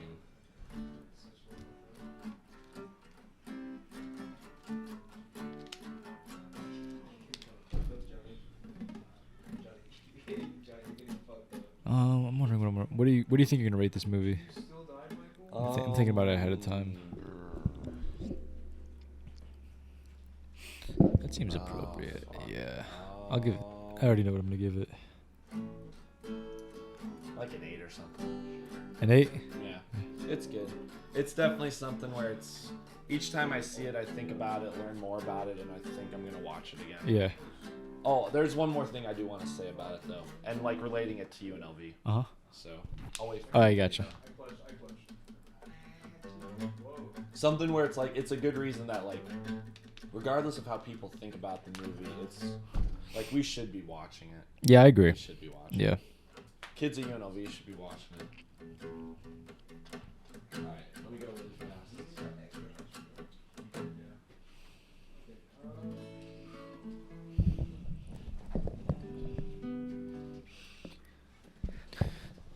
I was talking to Elijah has something important to say about this movie and UNLV. Oh, really? Yeah, he's excited. Oh, yeah. I wanted to ask him what they said in his class about the movie. Oh, yeah, that's a good question. Don't forget that one. 4 viewers right now. How's it going, 4 viewers? Hey, how's it going, 4 viewers? Here's a little song for you. You want to sing? Yeah, if you want to. Oh, fuck. I'll do a Sublime song. Look, I feel nervous, bro. It's all right, I'll give you a little drum beat. Ba-da-bum-bum-bum. Oh, snap. All right, now I gotta sing. People listen up, don't stand too near. I got something that you all should hear. All lies they told to me. From a little part of history. 'Cause I was always taught that boy meets girl. Fall in love, get married, and forget the world. All right, that's enough. Enough. Next, I gotta sing Nirvana. Dee-da-dee-da-dee-da-do-do. Oh. Who's in the chat right now? Right now, just Brandon. What do you say? He said, "Pog talent." Thank you, bro. Pog. Pog. Poggers, bro. Thanks, Brandon. Dude, I wonder what Brandon looks like. What do you look like, Brandon? Can people send pictures in the chat? Unfortunately, not. Unless I make like an emote that looks like him or something. Like I take a picture of him and make it an emote. When did you start using Twitch, Norby? Whoo! I never really like. When did I start streaming? No, like when did you first become aware of it as a Oh, thing? very young, because it's like a big gamer thing, and You were used to be a capital G gamer. oh, 100%. Yeah, when I was back in like the first 2/3 of high school, I was like first 2/3 from like 4th, 5th grade. I was like hardcore gamer. I was an aspiring gamer from 3rd grade to 4th grade because my dad wouldn't let me get an Xbox, and then they got divorced and they got an Xbox. Let me see. Brandon says he's an albino gorilla. Is that accurate, Elijah? What? What did he say? He said he's an albino gorilla. Brandon said he's an albino gorilla. What he looks like? Brandon looks like a gangster. Dang. Dang. Says you look like a G, bro. OG. We used to call Brandon and some friends we used to go to church with were like really into video games. And I never played with them, but not Played really. your Wii, but- didn't you? Yeah, they had like Xbox and stuff and like some PC games. But Brandon's name was like Blunton. Blunton. And That's so dank. bro. I never knew why. I was just like, oh, that's cool. But I like made it like his name in my phone and stuff. Here, check out my my me. Oh gosh. I forgot about that shit. Oh, okay. This But- is kind of a fucked up story, but like Yeah. not really. Uh-oh. One time, Brandon. Oh, he said, Lamar, have you seen Elijah's tank video? Yeah, bro. I watched like 30 minutes of that shit. Yo, there's like 500 or 600 views on it. Yeah, dude, that video is tight as fuck. It's like feature length, bro. Oh my god. It's your first movie. I We should put that in your IMDb for that real. would. We need to like work with that. Over the summer, I beat the game. Wow. In that video, I lose on the final mission, but over the summer, I beat the game. What? I didn't record it, but Brandon. Tanks videos. Okay, so the fucked up aspect of this. There were some people that went to our church, and they had some. They had like premature like infants, and they both like passed away. And yeah, that was pretty. It was hard for like them. It was hard for them, and it was like hard for like the people in the church and stuff. Yeah. And we had like a funeral for him and stuff like that. And after the funeral and stuff, then like something something weird happened at the funeral. Like, the family's like originally like from India and stuff, and I guess one of like the aunts came, and she like went over like the casket of one of the babies and starts like doing this like weird Indian prayer, like calling the baby back to life or something. What? It was awful. What? And like she thought like the baby was gonna come back to life. It was like, what the fuck? It was terrifying. Man, you should. How old were you?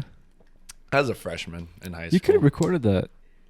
Oh, it was rough. I mean, that's morally like, was yeah. rough. All right. I guess the fucked up part about this isn't even like that the funeral happened or anything like that. Like the funeral happened, but then afterwards, looking back on this, it's like really bizarre.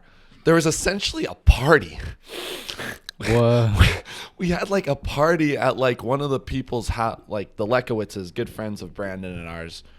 There was like the Lekowitzes, like they have like this nice big house in like North Las Vegas side of town, and like they were known to throwing like get-togethers. But everyone went to the Lekowitzes' house after the funeral, and there was like food and stuff, but it felt like a party. And like we just had like a funeral for like these two like babies. And then me and Brandon, our friend Noah, he was a swimmer. He's a swimmer at Arborview, and he had a swim meet that day. And I remember he was a really good swimmer, but I don't know how much he enjoyed like going to the swim meets and stuff, because they're like really long and Yeah, high school ones are pretty shitty. And so he was he went to the funeral and then a swim meet. And it was me and Brandon, and like me and Brandon were spending the night there that night. So there was kind of like a thing where when we were over there, we'd play video games and stuff. And Brandon and I essentially like played video games for like 5 hours. We played like this Luigi's Mansion game on the Switch right after the funeral. And then Noah gets home, and Mrs. Lekowitz saw that we'd just been playing video games the whole time. And Noah was looking forward to like playing video games after the swim meet, and like his mom didn't let us. Wow. Because we were playing Luigi's Mansion after the funeral. Right when the Switch had just come out, too. It had to be around there, like 2015. Fucking Brandon says, Lamau, I must have blocked this memory. And he said, God damn. And he said, Lamau, that game was bussin'. I love that game so much. That game was so fun to play. I'm not like big on, I don't know. It was fun. You're a lowercase G gamer. Yeah, I like tanks. Tanks is still like, that's a nice game. That is like really. Oh, what did they say in your class at UNLV about this movie? Okay, so the class is online. But there's a lot of people in the class. There's at least like 40 to 50 people. It's one of those online classes where I feel people kind of get like put in. But I feel like this is a good movie to watch for like, you know, just film students in general, because it makes you like think about this stuff more. Think about like a new way to make a movie, an interesting way, like something very different. And I mean, you want people thinking like that. And then not to like shit on the class like really hard, but then you have like a class like advanced directing. You know what I mean? And it's almost like you're watching this one movie in like your French or like your film studies class that's like very obscure and very different, and like the person is like breaking the rules. And like I get how like they're kind of like a master at what they do, and they've gone through a lot of stuff to get there. But then it's like we're making stuff, and the stuff we're making isn't bending at all. Oh, not that we're like the stuff that like I feel they encourage you to make. You get picked apart for trying something new, really, too, right? It's really awkward, you know, and I don't know. It's just a weird like dichotomy of like there's like really interesting stuff you could be trying, and then it's like they don't want you to start that. What would happen if in advanced directing you really did just like you were more stubborn than how the fuck do you say his name? Menendez. What if you were like really like stuck it to that guy? What would happen, you think? I don't know. I don't know how. The issue is that like he's like a big part of the film program. I think. Oh, so what do you mean like stick it to him though? Like you say, like I have this idea I really want to do, like you know what I mean, like how apparently like it seems like he kind of like directs the film himself, you know. I mean beyond him, you'd have to almost like you had to convince the crew to do it, because that's the thing that most people just aren't down to do stuff. Like they treat it like homework. Let's say Yeah, let's say it was I all of guess us. like Let's say that. all of us were in that class and we could convince the crew and shit. No, like If we were all in it, I would do it. Cause like But would Menendez allow it? Would be like, all right, the crew's down. if he's It's not there, he can't like stop But us he- from he- doing he'll- something like, that's the interesting. thing. Alright, he gotcha. he shows up to like, I wanted to say like half of the sets. Oh, okay, I didn't know that. Like he does do that. Yeah, so like, you have to give him like the call sheet and everything like that. So like if he showed up and did that, like he can't really shut it down if we're in motion. Like yeah. especially if it's like us and like we're not scared. He can only just witness it, and then he could talk about how only shitty our set only was witness it. at the next class. Yeah. right? I mean, most of the stuff that comes through that class is like obscurely like hard to watch. It's really weird. I want to get some more footage from like other people's short films and stuff to like show you guys, and just Please. like it's like we need to talk about some of that stuff just because it's really weird. But the way he like has directors don't get to direct in that class. You're not gonna. It's fucking You weird. just get like talked over and stuff, and it's like, I mean, there's a lot that goes into directing, Man, but at least should I take talking that with class? actors. I mean, it's an experience. I mean, Sometimes it's really frustrating. it's but- just like if you take it, it'd only be fun to do like to direct the scene, and then everything else you just have to sit there. You know, It'd be really fun to take that class as like a character. You know what I mean? Like a larger in than life there. type of character. Like go in, like I just like start smoking in the class. Just like, Wow. some stupid shit. Brent said, sorry, go ahead. What- Good. Oh no, I'm dropping out of UNLV. I got my job. I got the job. So Oh shit! this Yeah. semester. yeah, Okay. yeah, it's done. I'm out of film school. There you go. Okay. I'm now. How much are they gonna pay you? Starting salary is $45K. Plus I get Dang. uh, Good shit. all the insurance benefits, so health, That's dental, fucking badass. all that shit. So hey, I hope we'll see where it goes. Big pimpin'. Fucking Oh dope. my god! Yeah, Congratulations, man. Anthony. For real, we need to throw a party. There's gonna be so many parties thrown after spring. We're gonna throw all the parties. John's stuff. In between. I'm looking oh, yeah, forward to some of me the stuff too. John's. But So he's trying to do his own events and stuff. he has some ideas. That'd be sick. I know he wants to burn a Christmas tree though. And did he show you guys you guys saw the photo of that? Yeah, The let's talk Christmas about tree. off pod though. Let's Yeah, wrap let's this up go. real Yeah. quick. All right. Yeah. Brandon said I've been gaming this whole time. I'm listening. Elden Ring has to be GOT. Was he playing? What is he playing? Elden Ring. It's Johnny. Oh fuck, he's playing Elden Ring. It's a new like Dark Souls game that type. It's Oh, Dark I Souls heard type about game. that. Johnny should stream Johnny, how good are you at Elden Ring right now? You're dog shit. All right, you should still stream it though. I think most people are right. Yeah, it's a hard ass game. But Johnny's really good at Dark Souls. So Johnny, Okay. I'll get Hey, Johnny to good for stream you, some Johnny. shit. You But can watch it. I'm with him. grateful we watched this Yeah, movie. Johnny at stream. UNLV. Yeah. If nothing else, it's good for it's very good Yeah. for the students. So rate it real quick. All right, I'd probably give it like an 8 out of 10. 8 out of 10. Probably second favorite Bresson film of only the 3 I've seen. Nice. I know I'd give it like an 8.4 out of 10. 8.5. 8.4. Yeah, 8.4, 8.5. Around there.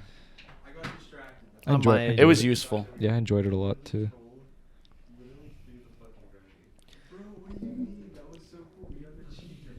Like a 44 out of like 50.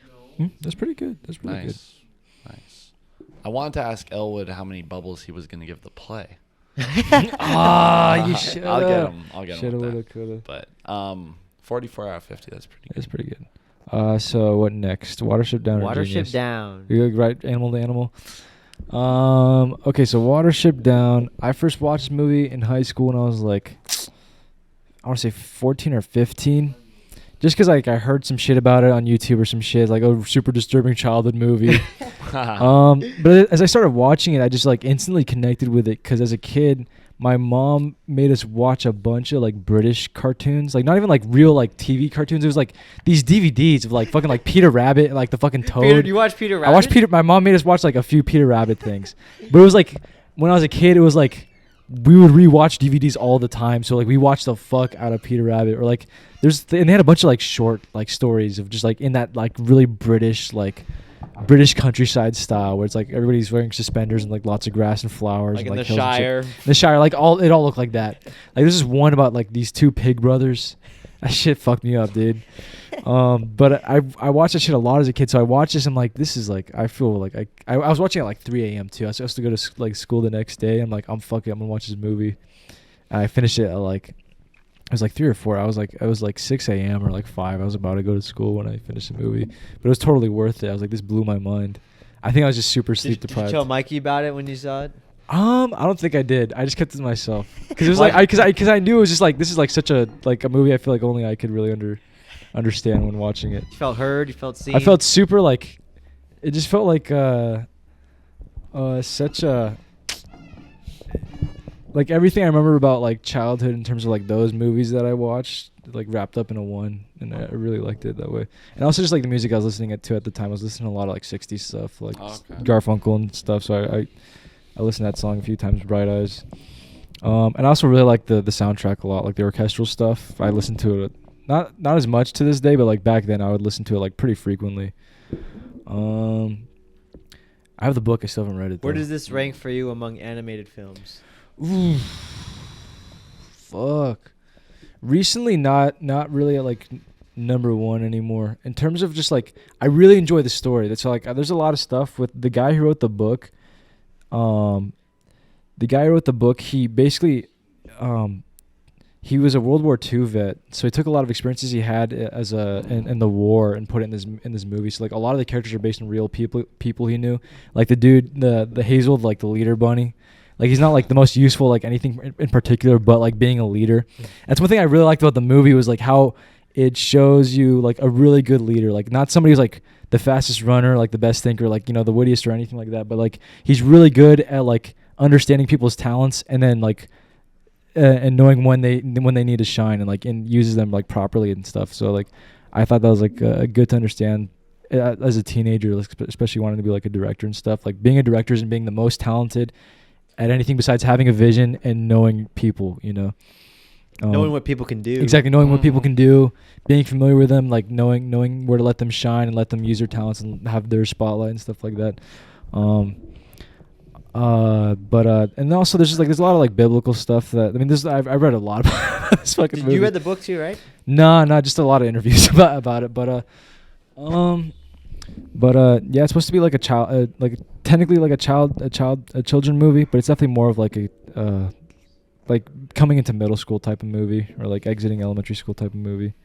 Big kids. Is the book supposed to be for kids? Yeah, I think, I don't know how graphic the book is. I know the book is a lot more dense with like the bunny, lore? the bunny Bible lore. Yeah. That was interesting. I didn't know it was gonna have that in there. That was strange. It was yeah. So it's like I really enjoyed it though. When I first watched it, I was like really curious as like what the fuck all of that shit I like meant. that. It was like the first bunny who's like I guess like Adam, or I don't know, they're not really. It's just like, his name is like El Ra. It's like hard to say. Well, because like he's like a god, right? The bunny god. The bunny god. Yeah, he's like the main bunny god. I like the way the bunnies are illustrated. Yeah, that part's like, beginning. it looks like really like children like. Yeah, it's almost like, it reminded me of like the way they like I don't know if you guys ever had like Native American like children books, but like a lot of the stuff looked like that. Really? Mm-hmm. That part, it looked like a modern sort of like children's thing too. Mm-hmm. And then the god, they call it Frith. Yeah, Frith. Mm-hmm. That was cool. So like on the DVD, he opens it, and before you told me, I saw the disc, and it's like this psychedelic type of drawing, and Yeah. I'm like, I wasn't expecting that for this movie. Yeah. Then you realize it's the Alex Jones version of God. Yeah, pretty much. Yeah. Yeah. So it's like the god just kind of like creates shit, and then It's basically like our god, except like from the perspective of bunnies. okay, what's the Alex Jones god? Well, basically, God is just a being. He created us, but really, he kind of He's like a conscious being. he himself is like a conscious being who, like us, and we're trying to we create technology and innovation in a sense to get closer to our Creator. He himself is like, and he imagined him like a comet, like a star, just carrying us with him, looking for his Creator. Yeah, basically like that. I like the way he described that too, Alex Jones. The part's super cool. I thought it was interesting too. Like the whole idea is that like the rabbits were kind of going out of control with resources and kind of hogging it, and that's the reason why all the other animals developed sort of attributes to to devour them, tame yin yang. balance it out. Yeah, yin yang. Equilibrium. I like the. Okay, what were you gonna say? I forget. What's interesting is that, or like the whole movie, it's basically what I found like just so refreshing about it is that it's solely focused really on like the life of a rabbit, or of rabbits plural. Rabbits, yeah. But it could have been one thing just to like personify the rabbit, but like to really start with almost like the way humans, and we have our creation stories, like the rabbits, they have their own creation story, their own like set of beliefs and morals, their own sort of reasoning for things. They call the car the Rududu, yeah. Rududu. So I found that really cool, and that honestly like the most earnest part of the movie, and the thing that felt, if you could describe it like as a children's film, like the most childlike thing is to devise your own reasoning towards things that are happening, right? What were you gonna say, Norbert? I kind of forget. Oh, I was gonna talk about this story. When I first watched it, I was really impressed by the story, like how it's about bunnies, but it feels almost like a fucking like a Greek, like a It's Greek like the tale. Odyssey. It's like the Odyssey. It's like they go on like this massive journey to like find. It's Shelter. almost to find shelter, but it's almost like it's. I was thinking about it today, even, and I didn't even realize it until like just like literally like an hour ago. I'm like, it's almost like a fucking America, bro. Yeah. It's like they go and they find this hill. It's like the city on the hill. It's like they go and they escape Britain. they go and they find this giant hill, and they're like they're all and they're very diverse. Like they use their resources to really create like independence and freedom for themselves. But I really enjoyed that aspect of it, just like how big their adventure was. I was really impressed by like how effective it was for me. I liked how like almost at every stop one of the rabbits died. Yeah. It was always very, very sad. Yeah, when Violet dies, they're just like, she's gone. Yeah. The bird one? The bird one, Yeah. She gets eaten by the bird. I feel like at first that'd be the one when you're like watching it as a kid where it's like kind of scary. Because you also don't really see it. But like, I feel you could almost imagine where it's like you're at school or something and you see a kid and then like They just get kidnapped in front like of you. a van drives by, picks them up or something. Like speaking of the bird was like probably my favorite character. Oh, really? I really like. Yeah, you were the laughing bird. a lot at that guy. So who's the character that like prophesies? Is the prophet kind of? Oh, Fiverr. She's like, it's a girl. It's a guy. It's a guy. Okay, he's a seeing really the visions. wimpy guy. Yeah. He's like seeing the visions and stuff like that. Did you think he was like, or he's like supposed to be a prophet, right? Yeah, he's like this. He's obviously kind of crazy. Just 'cause he's like plagued by like visions, or like potential futures or whatever. He's like the reason they leave though? Yeah, he's like the catalyst. Yeah. Okay. I know. He's like Noah. Yeah. Yeah. He's I know him in the guy who wrote Donnie Darko took a lot of influence from like Watership Down. Not like Richard a fuckload. Kelly? Richard Kelly, yeah. So like the guy wearing the bunny mask and shit. Ah. And in the English class they're teaching Watership Down. Oh, really? Yeah, they're like, we're reading Watership Down. And then fucking Donnie Darko has like a bunch of like Yeah. where, like he has a bunch of visions and shit, like the future. Would you say it's like a pretty violent movie? It's like For an animated film. yeah, especially for like what was supposed to be a kids movie back then. Like this is like that one movie. If you look up Watership Down on YouTube, it's literally just mostly people like most like traumatizing childhood movie, and it's just like 20 minutes of these people talking about how fucked up the movie is. Like the part when the rabbit's getting choked out and the blood's Yeah. coming out of his mouth Oh, and that shit. Bro, was fucking gross. Kate was like, oh my god, that was so funny. What that was like gross to think about, because I feel when you see someone getting choked, it's not really depicted where they start bleeding. Yeah. So like to think of something like wrapped around so your neck's so tight that like blood comes out was really kind of disturbing. Yeah, it was. And just also too, like they were like the whole like sort of pack was there, right? Just trying to. Yeah, they're just trying to figure out this simple Oh. contraption. And it was sad when one of them's like essentially says like, please be alive. Yeah. That was rough. That was rough. The one part that I think people on the internet find the most disturbing about the movie is the one part where the guy from at the beginning, he's like, you guys can't leave, and he comes back and he's like retelling what happened to the Warren, like their old home, and the imagery for it's really like It's pretty cool. I actually liked it, but everybody says it's like super disturbing with like the bunnies are just like these heads like going through like the tunnels and shit, and they said there's no clean air. They all have like red eyes and stuff. There's that one shot of like all the bunnies stuffed in a hole. Yeah. That part was gross. Mm-hmm. That was One thing that stuck out to me is like visual wise, like I like the, I guess the portrayal of like depth in the shots, and I don't know if you could call it like a push in or a zoom, but then like the fades to the next sort of scene setting. I thought it worked a lot better in this one than Prairie Dogs, or just the way the theoretical camera moved around. Yeah, the way the landscape moves in this one's a lot more noticeable, like with the hills and stuff like that. Like you can definitely tell it's like it's separate drawings, but the way they use the camera in it is very like it I don't know, feels nice, you know. And this, I guess it's, or what are your opinions on the animation?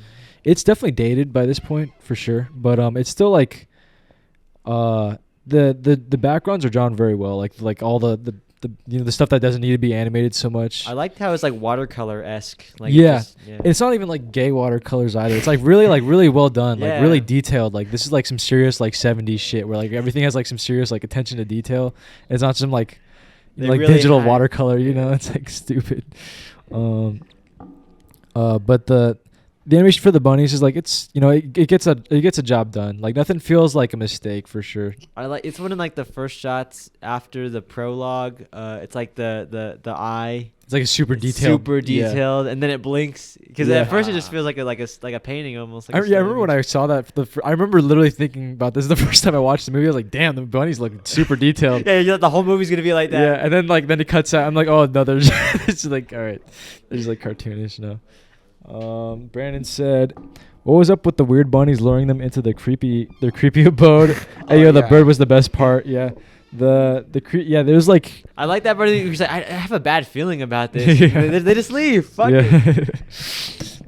That whole abode was like man-made. It's like they have bunnies there to like catch them and like eat them or whatever. It's like it's snitches and rats there. Yeah.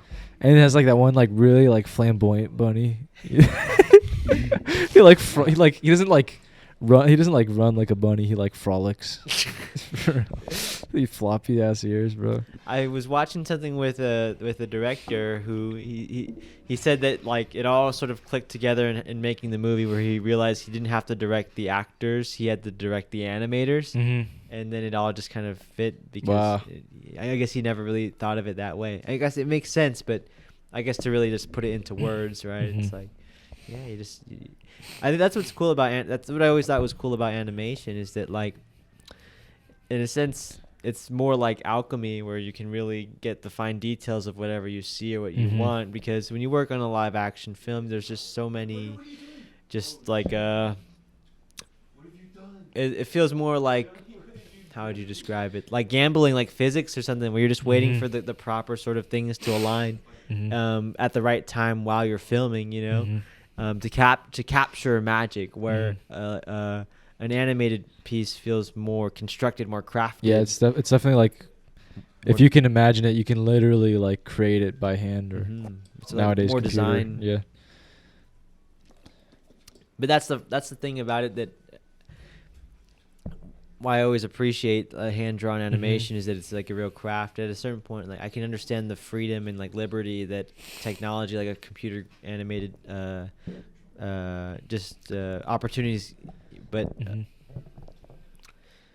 at the same time, most of the time I don't think they do that. No, the digital era of animation right now is like super disappointing.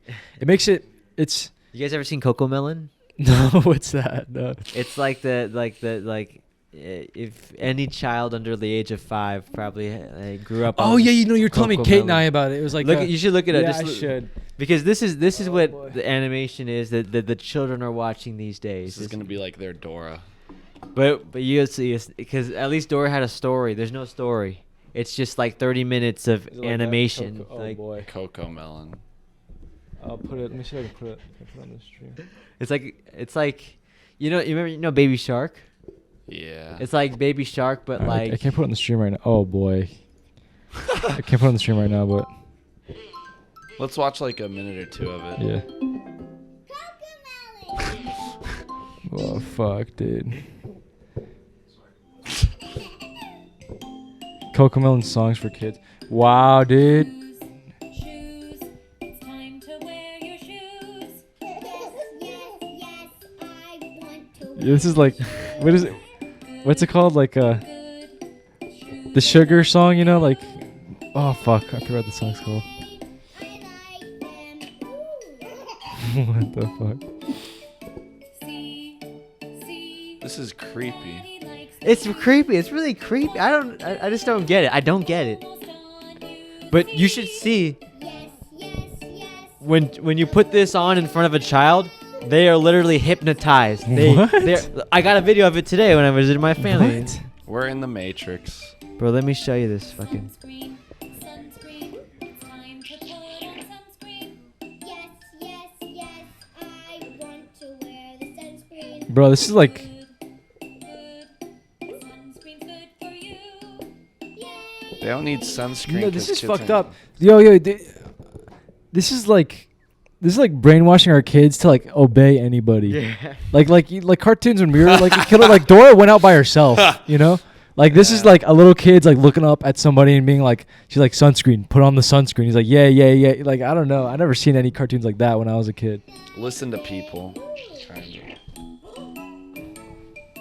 See, elephant likes the sunscreen. 1, 2, 3. This feels like an instructional video or something. Yeah. You know, speaking of Dora, I was thinking about it the other day, and it's really sad, you know, they told Swiper no swiping. His name is fucking Swiper, you know what I mean? They should have told him to swipe for good instead of stop swiping. He's not going to stop swiping. You got to learn what you're good at. Sorry. Do you have the video? I can't find it. I have, because I was like, oh, wait, maybe it's this one right here, actually. I just got to it, and then I fucking, oh, there. Okay, let's see. Here, look, this fucking kid is hypnotized on this shit. Hypnotized on this shit. Hypnotized on this shit. Oh my god. Damn, that dude really sent me $15. I mean, it's just a small clip, but Wow. it's just got that cocoa melon on. Yeah. Living his best life. Living his best life. Oh god. Yeah, he literally stopped dead in his tracks to watch Cocomelon. Yeah, Johnny, yes, Papa, yeah, that's a sugar song. They're making mad moolah from manipulating children. Somebody said, and then he said, "Gotta hate YouTube Kids." Spider-Man Elsa was the worst era. Or Oh was it yeah, Spider-Man my Elsa? sister used to watch that. That's terrible. That would disturb me too. It was really, I don't know. I wonder how these kids are gonna turn out. Like Yeah, they're called Generation Alpha. Generation Alpha. We'll see. Yeah. Why But do they- Oh yeah, because it's starting back from. So the way I found out, I was reading about generations the other day. So there's Gen X, millennials are also called. They're supposed to be called Gen Gen Y. Y, but they end up calling themselves millennials, and we're Gen Z. Yep. So we're at the end of the alphabet. So Generation Alpha, or like Generation A. For That's whatever weird. for whatever reason. Generation Alpha. Just that name just is ominous. Yeah, I don't know. What if they turn out to be like total chads? No, I feel like they're gonna be like They're gonna be the slaves generation, right? what I think about is like the innovators of the world are like this almost like the standard of living. It's like the standard of thought, the standard of being, the standard of existence. So I feel like Gen Alpha, they're all just gonna be like little Mark Zuckerberg. But since they're all like that, they're not really that special. But they're all just gonna be kind of like weird sociopath, like. Yeah, I don't know, like weird fucking like they're gonna only be able to communicate with you through like the metaverse. Yeah.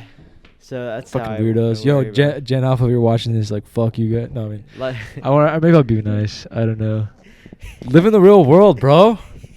If you guys are living in the metaverse and you're watching this, it's like if you're in here with us in the metaverse, For once they real. put us in you know. for real. They're gonna scam. They're digitize gonna us. use the webcam footage to remake the shit like a 3D model. They're gonna like dissect my brain to like Bro, recreate the exact. When we dimensions. went to the Donda 2 event, Oh yeah, I got you fucking freaked me stoned. out, bro. I got fucking stoned, and I was telling him, it was like, because I was thinking about this the other day. So, you know, like they have the deep fake shit and all that. but Elijah's face. beyond the deep sorry. fake, at least because I'm a pretty big Kanye fan, so I go on the Kanye subreddit and all 5 that. viewers. 5 and like viewers. they have all these like edited like memes, like where like because at a certain point when you're a celebrity, they have you saying basically the whole dictionary when it comes to words, and then you can just piece it together to make somebody say anything, and then now you have the deep fakes, so you can make them actually like look like say anything. And now us doing this podcast, we're on episode 24, 27. 27. 27? 24. He doesn't want to do PTA anymore. AI. It was going So- to AI. All right, so 27, and let's say we average at like 2.5 hours right there. So Mhm. like, what is that? Like fucking, that's almost 60 hours. We'll say right there of us just fucking saying anything we want. At a certain point, you know, in 10, 20, 30 years from now, potentially, you know, if Norby ends up sending us as NFTs or something like that, because so I was thinking about this too. If like similar to like my uncle just writing all those riffs and all that, now that the fact that we could just do a stream or anything like that and just put it out there online, and you own that Norby, you know what I mean? Badass. Like it's almost like digital real estate, you know what I mean? Like they have the metaverse real estate, but now he actually has like actual like stuff that is out there in this like pre-internet. If we're living in internet 2.0, let's call it the metaverse like internet 3.0, where it's like if now you can transfer yourself into internet 2.0 and surf it, like you can actually like quote unquote physically be in there. But say now we're in there, so that at that point our sort of conscious, not our exact consciousness, but our likeness, you know what I mean? What we say, what we think, how we look is now in there on the internet and all that. And so we're in the matrix ourselves, because if you think of it as a simulation, Yo, you gotta write a rap song for this shit. That shit sounds badass. if you think we're in a simulation or something like that, like if somebody watches that stream, they're basically watching a simulated version of us through that digital screen, right? But we're in there. You know what I fucking mean? I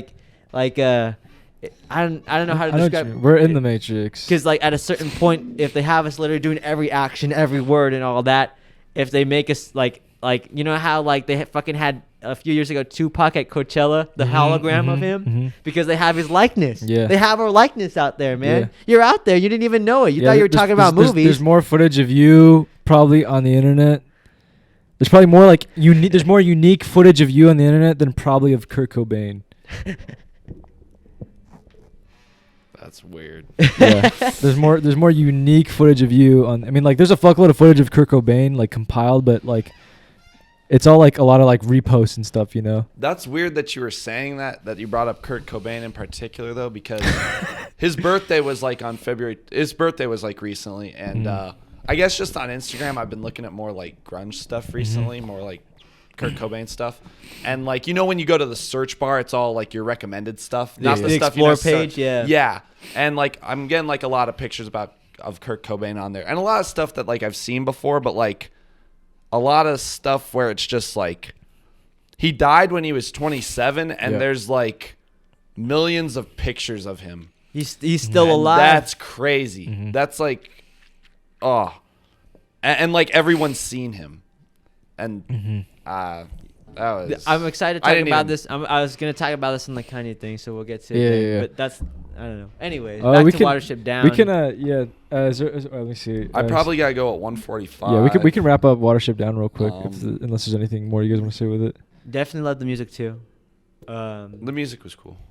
The music. Oh, the music. Okay, cool. I'm glad you guys like Will it. we have enough time to talk about I was like, what? Genius? Yeah, because also too, like I don't want to like kind of hog it talking about all that Yeah. shit. Like But that's stuff that's like important. we'll see what we get to. Okay. Okay. What was I anything gonna say? else? I was. What was it? Was there something else I was gonna say with it? The music was pretty cool. You guys said. I thought just another cool Kurt Cobain thought. I'll tell you guys later though. Okay. Just Okay, remind yeah. me. Just remind For me. sure. There's a little side note, little like fun fact. He got the idea to make the book because he would actually like made it up like telling his kids, like to like as a bedtime story. Really? And he told to them like so often. He was such a good storyteller that they were like, you should make a book, and they made the book, and it just blew up. Like people just really loved it. Like he fleshed it out so well. He did. Yeah, I really like a lot of the themes and messages. I like the story a lot. I like how British it is. It's like British countryside. Like you don't see that shit. Like Yeah. British country. Like I remember like watching this. I'm like, dude, this almost makes me want to get a fucking garden, like and some shit like that. I almost wanted to get a bunny. I like for real. I legit like I was so into this fucking movie, dog. Like you have no idea how obsessed with this movie I was. And then I knew this one kid named Richie when I was like 15, and he had a bunny, but he was like totally gangsta. He was like from like the north side. He'd been in like he'd seen shootouts and shit, but he had a bunny. And the first day I met him, I was trying to help him get on top of this wash and like concrete and shit to get stoned. And he had like fucked up teeth. He had like black shit in between his teeth. Like he was like fucked up. And he has like stories about like how he would go on like concerts and like freestyle and shit. But I went to help him up and I went to grab his hand and there's this big ass gash like all like right there. I'm like, he's like, oh fuck, don't touch the hand. I'm like, oh shit, what happened to your hand? He's like, my fucking bunny, bro, it fucking bit my hand. But yeah, that's bunnies. I liked how like when you were telling Johnny or like, hey Johnny, you want to watch a movie? He's like, what movie? The bunny movie. And he's like, I was like, Watership Down. What movie is that? Like the bunny movie. The bunny movie. The bunny movie. It is the bunny movie. That and then what's that one movie called? Like Hop. Oh God. You know what I'm talking about? Yeah. The Hop, the drummer Easter bunny? one with Yeah. James Marsden. Yeah. Is it good? No. It's not good. No, Okay, not, okay. not even close. I also like the ending of this movie a lot. I thought it was cool how they left like the Bad Rabbits ending ambiguous because it's like in a way it didn't really matter whether or not he lived or he died, but like what he was known for, like even if he was still alive, what he was known for didn't matter after that. Yeah. You know. I like how like the ending really sets it up almost as like a continuation as like the prologue where it sets it up almost like a biblical story. And it's like shows you like one of the Bible stories, you know, like here's like this absolute legend in his tale. It was cool seeing like the ghost bunny. The Ghost Bunny, yeah, I really the like the Ghost ending Bunny. a lot. So wholesome. It's just like you face like impossible odds and you pull it off and you get the good ending. It's like really just happy ending. Oh, I like the ending so much. I like that prologue too. Like that little monologue he has where it's like Prince with 1,000 enemies.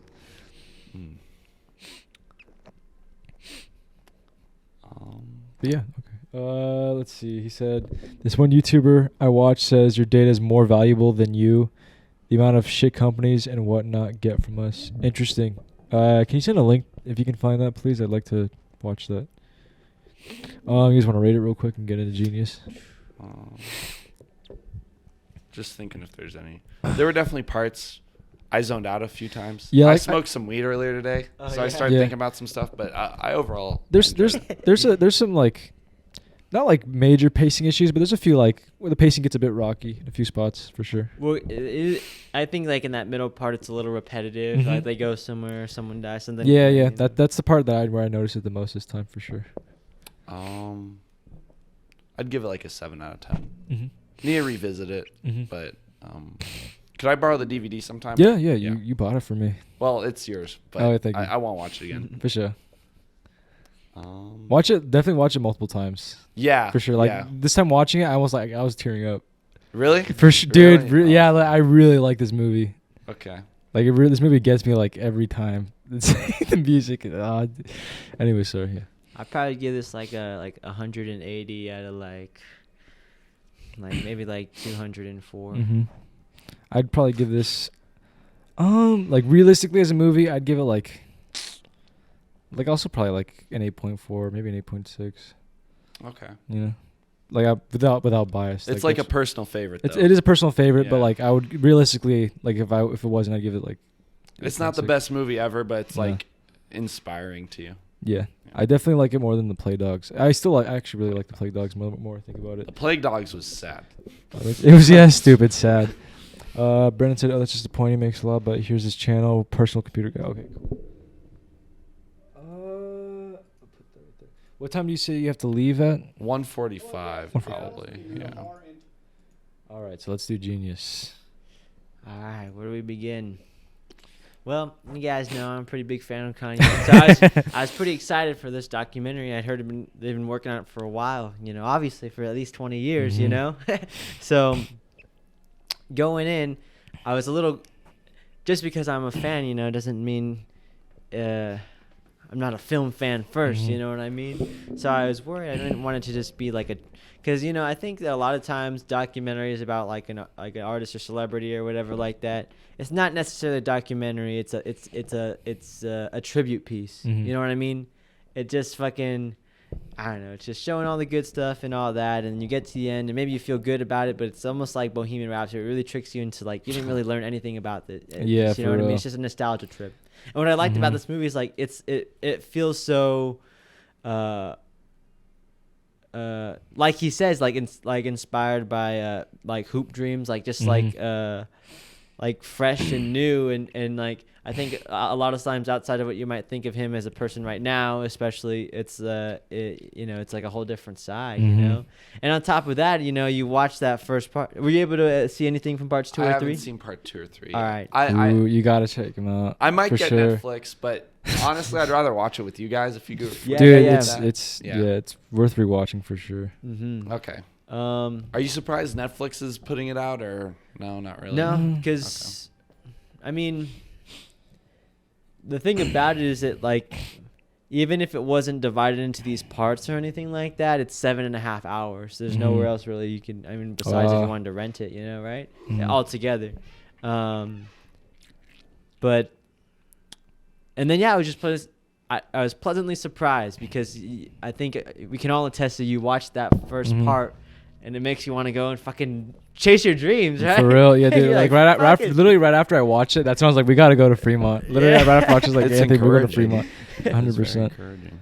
Encouraging. What did you guys think about it? Dude, I was like, so I watched it and I was like, it's. Or you could feel it, man. After I watched it, like whenever you said a new part came out, because I wasn't paying attention to it like that close. Because I knew I had you, like you're the Kanye hookup guy, but like whenever like a new episode dropped and you told me, I'd be like, oh, dude, like I have to watch. Like whenever Kate and I were like, what do we watch? Like the Kanye documentary new part just came out. We're like, we have to watch that.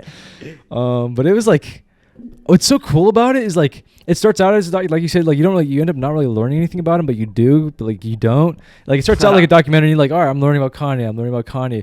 But then like when I'll try not to spoil it too much, but like when it ends, it almost feels like a horror movie. It's 2 and 3.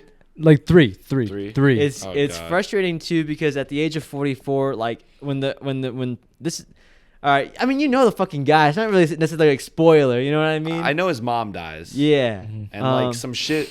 Does the movie end before the whole Taylor Swift thing happens? No. So it does. It goes all the way up into 2021.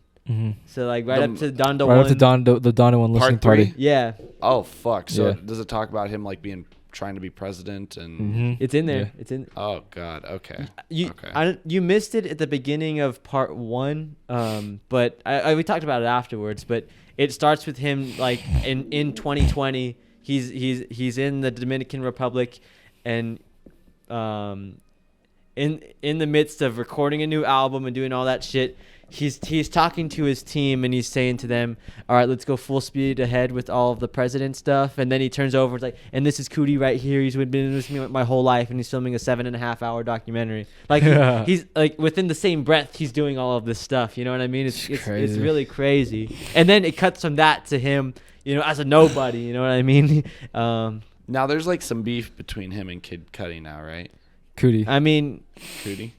I mean, no, Kid Cudi is the rap, the music artist.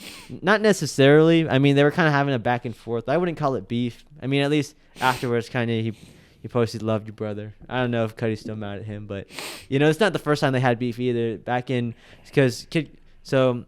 I mean, this is a bit more history stuff, and I'll try to breeze over that. But Kid Cudi, I don't know if you guys listen. He's mostly famous for that song, "Day and Night." Yeah. Anyways,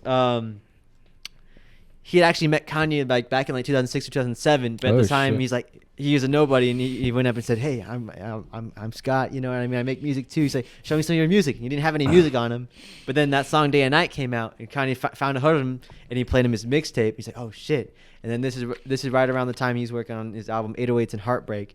And he's kind of like super influential on that. And the album a whole is like kind of known for like kind of making auto-tune like a staple when in like the hip-hop scene and all that. You know, you fast forward 10 years later, and everyone's just making sad rap auto-tune songs. You know what I mean? But anyways, after that, he was signed to Kanye's label, and then a few years later, he left the label because just for a business thing, and then they had beef back and forth and all that. Then they made up in 2016. Then after that, they made an album together in 2018, and then then with all the stuff now, but. Hey, whatever. There's a lot of that's the thing too I want to talk about too in terms of Kanye and all that. And they touch on it a little bit in part 3 when after he kind of becomes famous and like he kind of loses touch. He calls himself he's playing a part, in a movie and all that. That part was super interesting too. But I think what's interesting about Kanye, and that's kind of what I wanted to talk about before, is like if us putting ourselves and our like list online is like almost like our us entering the Matrix in this like permanent world, entering at Web 3.0, him not just as a celebrity, but almost like this like mythologizing of himself. You know what I mean? It's interesting that, in a sense, the movie really could have ended after like the College Dropout, his first album comes out, right? And the movie could have came out then, but the fact that it's so far removed, he himself is. Like morphed so much that you watch this and it feels so different, Before you met me, what'd you guys think about Kanye? I mostly just because I wasn't like super into him. Mostly like whenever somebody brought up Kanye, I'm like, oh, the fish sticks South Park thing. Like that's how I was like. I was actually introduced to Kanye from Saints Row 3. You know what I'm talking about? Saints Row 3. They would not stop playing the Kanye's Power. Oh, really? Power song. That was like the theme song for Saints Row 3, and I pre-ordered that game. I was so hyped for it, but like I remember, like I was pretty into that one Kanye song, and then like they got a cool King Crimson sample in that song. Oh, did they really? Yeah, that's fucking sick. But that was my intro to Kanye when I was like, I was like in the 5th or 4th grade. I did not like him. I don't think I'd heard any of his music. The only Kanye song I can remember hearing before like we started hanging out more and I listened to him a little bit more was the Beautiful Morning one. Father Stretch My Hands Part Beautiful 2. Morning. Yeah, and maybe Lift Yourself and like Crossing, because like when Lift Yourself came out, I think it was pretty. People thought it was funny. Yeah. Yeah, and I really like that song though. What's the swoop-de poop song? That's it. That's Lift Yourself. Yeah, I remember hearing that one. I'm like, he fucking ruined it, dude. Like, he fucking ruined it. We hung out, and it was really when like we took acid and you started showing us some Kanye stuff, and I was like hesitant. I'm like, he likes this guy, but then like, I don't know. You just explained it a little. You just explained it better. You explained like his history and stuff like that, and like showed us more music. And then I think what I really caught on to was Yeezus. I listened to Yeezus and enjoyed it. I really like I Am a God. I think that's a cool song. And Bound 2, just like, I don't know, one good girl's worth 1,000 bitches. I was like, okay, that's cool.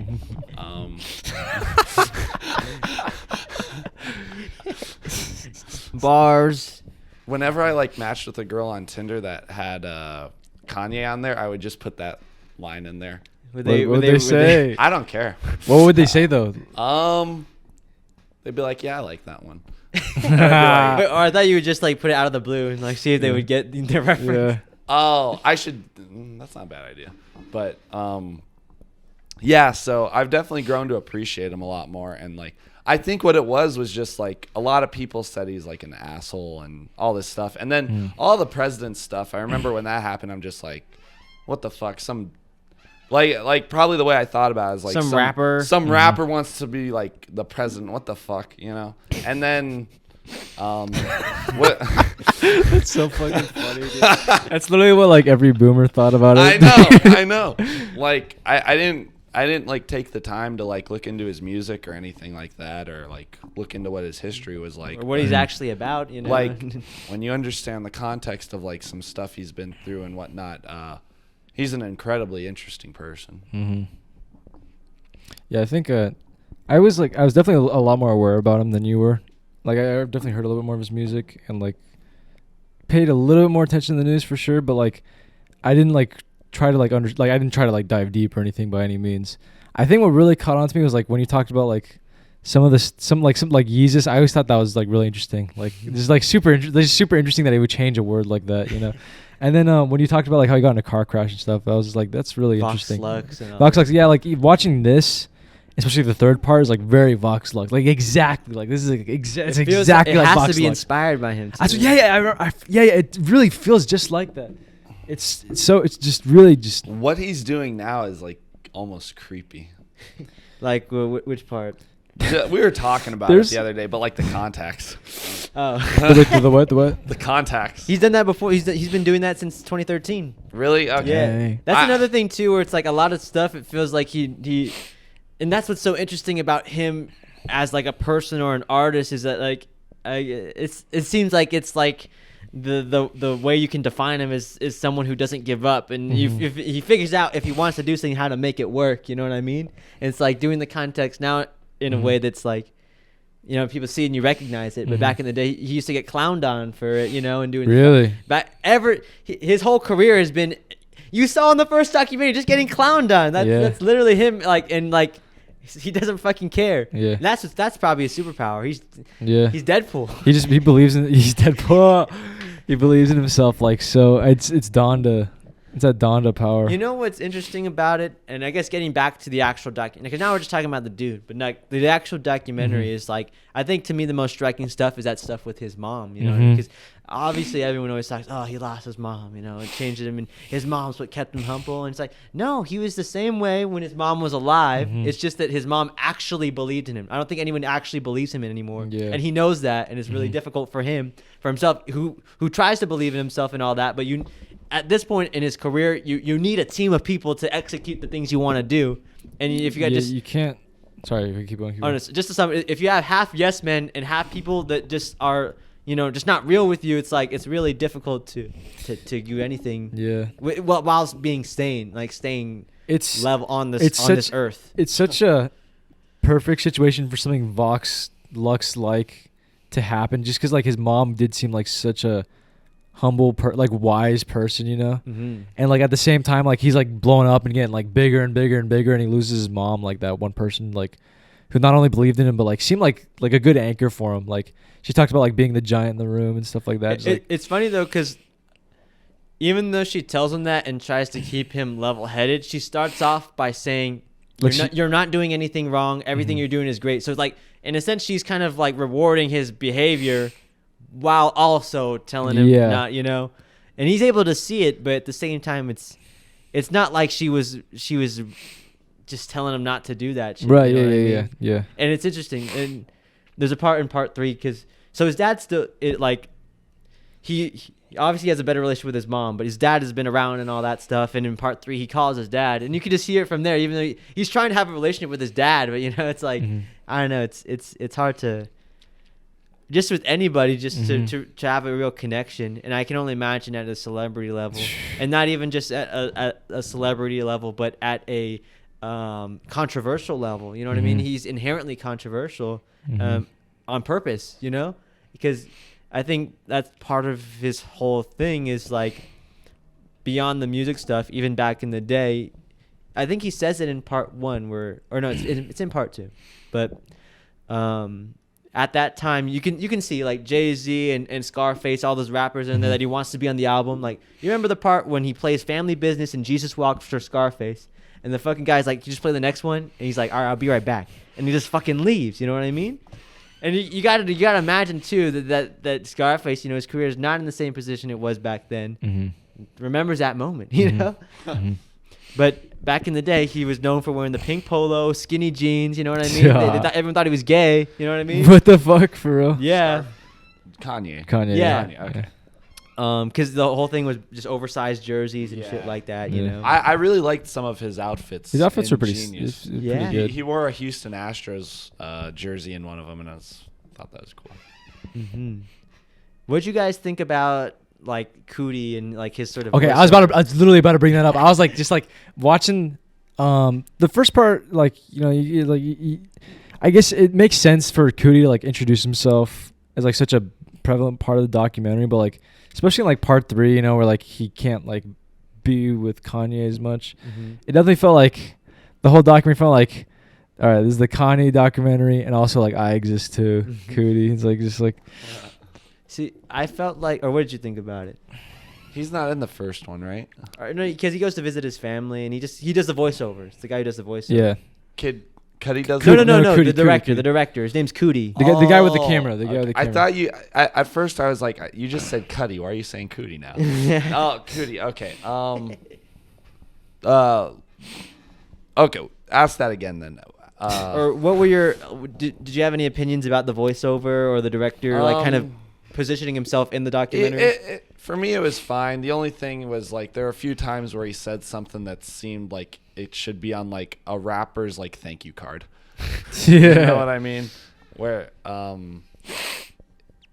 the way he said it, it's not like it's what he was saying was bad or anything, but it was just like not the most clever way to say some stuff, I thought. It's But, pretty like, plain. Yeah, you know. But in a way, I felt it's good because a lot of it's like inspirational type of stuff, and it works for like that. I like his pronunciation. Yeah, it's the way he like delivers the Yeah. lines. Or it's just like The every first time like thing you're. I noticed about Kanye. Oh yeah, that's the thing we talked about after we saw it. But like everyone called him Kanye, Oh yeah. Kanye, not like Kanye. Mm-hmm. It's funny too in the first part when everywhere he goes they always miss Kenya, Cayenne. Kenya. Nobody mispronounces this shit. Now it's No, like a for word real. everyone knows. Yeah. Is his name officially Ye? Yeah, he legally changed his name to Ye. Oh god, do people still call him Kanye? Yeah, for the most part, but Even I mean, like his friends? I think everyone around him they say Ye, but for a while, for like the last few years, it's been his nickname. Mhm. Like, Yeah, but um, not even his first name is Ye. yeah, I think it's his only name, Mm-hmm. and now his signature is the yen symbol. It's the Y with the 2 lines across. Oh yeah. shit, that's crazy. What the fuck? It's kind of cool. That's the thing though that's interesting about him, like as you want to call him like a performance artist or something like that, is like you can really construct your own life, and that's what it feels like. It's like figuring out almost. Sometimes when I think about filmmaking, it's like when you're actually filming and shooting, it's like you're creating the raw materials. And then you're editing, and that's you making the sculpture. You dug up and you baked the clay, and now you can actually chip away at it. But what's interesting about Kanye is that I feel like that's his whole life. Is that like these controversies and shit like that are the raw materials in which it builds this sort of persona. But then it's able to. He finds a way to chip away at it, like to refine it. Not even he's chipping away at it, but I think he makes it so that not necessarily we as everybody, but his art is like this little vessel, and that you're able to chip away and not necessarily understand what he's doing, but it makes more sense. Yeah, because regardless of whatever antics he does, you actually listen to music, and it's always interesting. And it's like every album is different, and in my opinion, good. But I'm a fan. But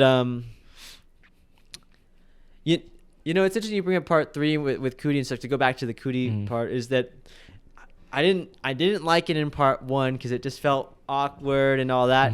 But then the fact that he throughout the years they kind of lost contact and got back in and out. I liked the fact that it became more about him, because at the end of the day, even though this is about Kanye, that's what separates it from a tribute piece, is that it's coming from somebody's perspective. There's a filmmaker, there's somebody filming this. And so at a certain point, you have to show what's going on with you, because I like that if it just kind of showed him like every once in a while, then it almost feels like a vlog or something. But I think they did a good way. I'm sorry, I got to talk a little bit about parts 2 and 3. It doesn't necessarily to talk about it and to watch him, I think, are two different things, because when you see him actually act and interact, it's different than us saying it. It's the difference between watching some media outlet, kind of trash him, versus, you actually I don't know. Or you could or you could plug your ears for like 2 minutes. He's in a private room with you know what I mean? Yeah. He's in private. He's himself. Yeah. He doesn't have to do anything. But in parts 2 and 3, it shows how Cootie's life is changing and evolving. He's doing videos with other people, not with Kanye. Then he has his own daughter and a child, and it's kind of changed his life. But then it recontextualizes because then it cuts back to Kanye and his mom dies and he's kind of going off the rails. He's doing all the shit, the Taylor Swift thing and all that. But then the music gets crazier and crazier.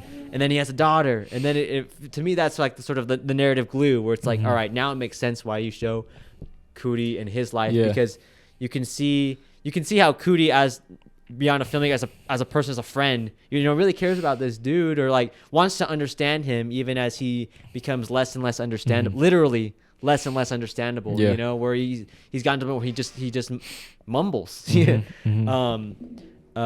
is, I think for me, I liked that it, I guess it made it more human because it connected those things and in a sense, it's almost like the Sonder there where it's like everyone's experiencing this shit, just at different scales. Right. And then going back to part 1, what's really cool about it too is they don't really touch about it in the documentary. But so before, I mean, obviously he was always doing music shit like that, but he was an artist, like a visual artist. Like he would draw and paint. Like there's stuff. He's actually, let me see if I can find it. Yeah. But so he went to college for that, and then he dropped out. But it's just cool to think about,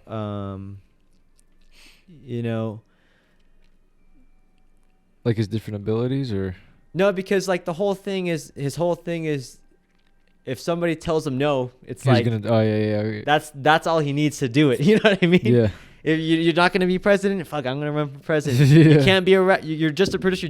You're never gonna be a rapper. Fuck, I'm gonna be the biggest rapper out there. You're never gonna get into fashion. Fuck, I'm gonna have the biggest fashion, the $1 billion fashion brand. You can't do shoes, but I'm gonna reinvigorate Adidas. You know what I mean?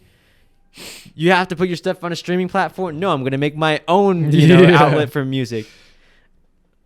Sonder is a cool name for a band. Sonder, yeah. Fucking word of the day. Fucking Brandon said, yeah, Kanye's a dreamer type. It was magical that his homie caught him achieving his dream and all on camera. These are his art pieces right there. But it's what the fuck? It's interesting that like I really like this one. The guy's face is kind of deformed. that's the name Really good too. of Act 1, right? Vision, It's like vision. purpose. There you go. Which one's and then 3 is awakening. Yeah. Yeah, vision, purpose, awakening. Oh yeah. But I guess I just Oh, bring wow, yeah, bring that that was up cool. to say that like I guess if you're to pretty good. categorize what a genius He's actually is pretty good. or could be, it's like it's interesting that it's literally whatever he puts his mind to, he kind of succeeds at. Because I think a lot of people you're lucky to find one thing that you're good at. You know what I mean? For real. But to have the power to know that like if you want to do something that eventually it can happen. I don't know. It's pretty inspiring. Very inspiring. Ever since like I've listened to more Kanye and like listened to you guys or just like talked with you guys about him, I guess I definitely I feel like I think of life a bit differently. Yeah. Because like you can't think about yourself like you're Kanye, but the way he thinks about himself is like As a human. a way you feel, a way like you feel like you should think about yourself.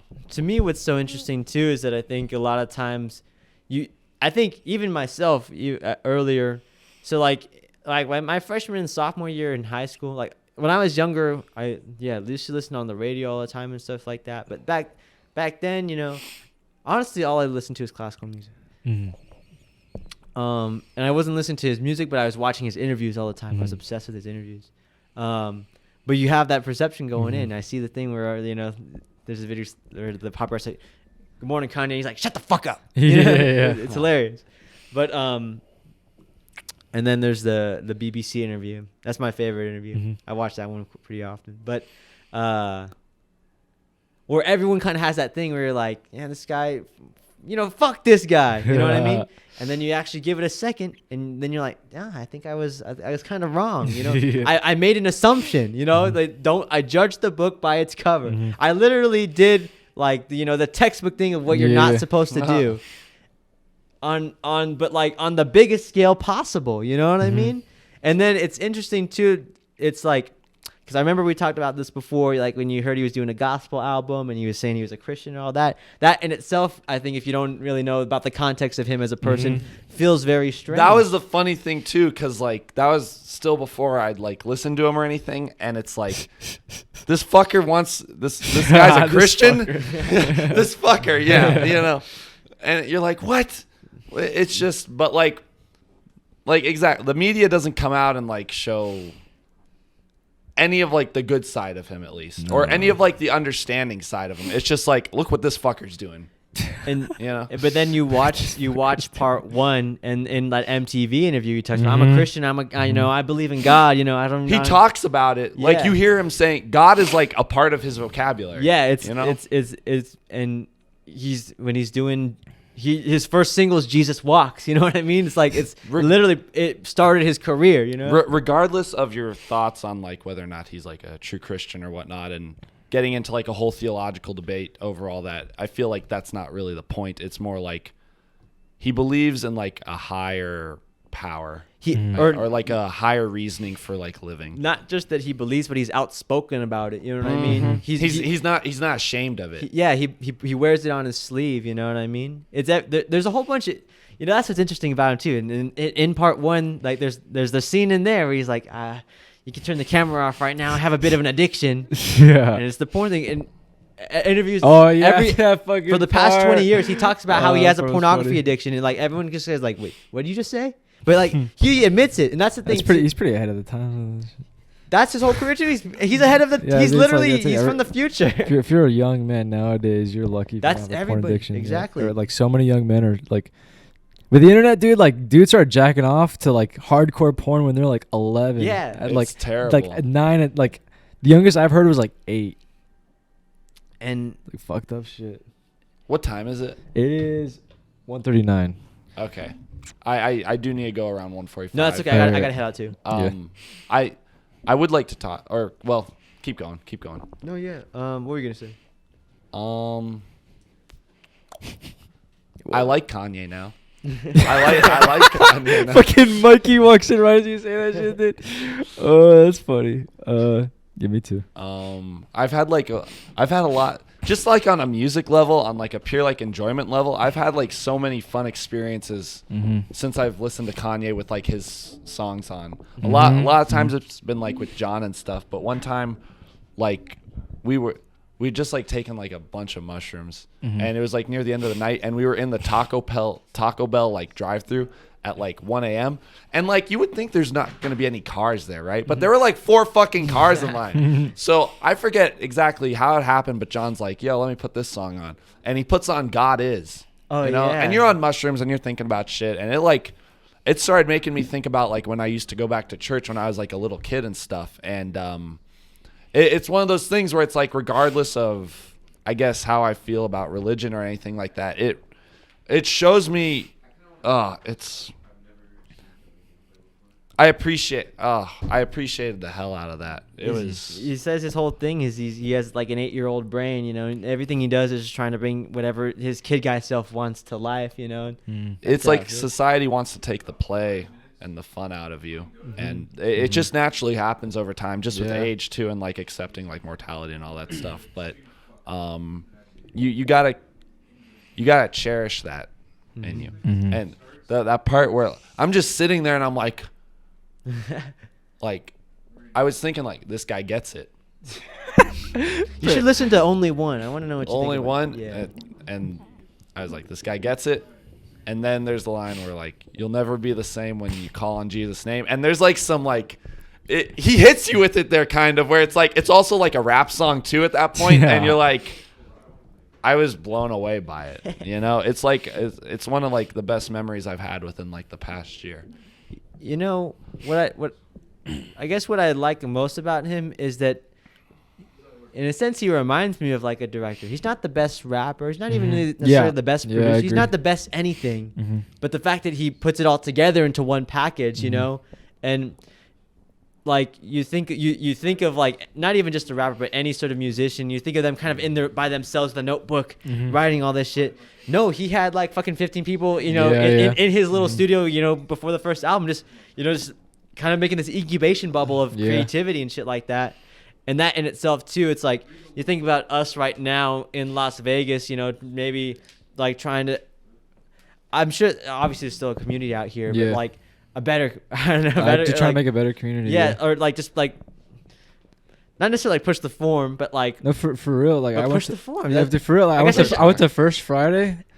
Like we talked about it on a Saturday as well. Like OJ and his girlfriend Sergio were over, and they know some of the people in the bands and shit here, and they're also just like, yeah, they don't even like really the music they're playing either. Like you can kind of tell, like there's just a They're lot doing here. it. They're doing it, but they're just Yeah. doing it, you know. But like but there's so much about what's here in Vegas right now that's just like you said it, like people here are just shy, you know. It's just like people are just like there's like something waiting to just like just burst burst through. through. Yeah, it's like, but It it's almost getting to that point here in Vegas too. Like the traffic, the inflation here. It's like something here in Vegas. Like all the people moving here, the shit that's being built here, the plans that are being made here by like just the city in general, the way that the youth is treating the art scene here now. It's just I feel like it's getting ready for like some platform to take place here, you know, and I feel like.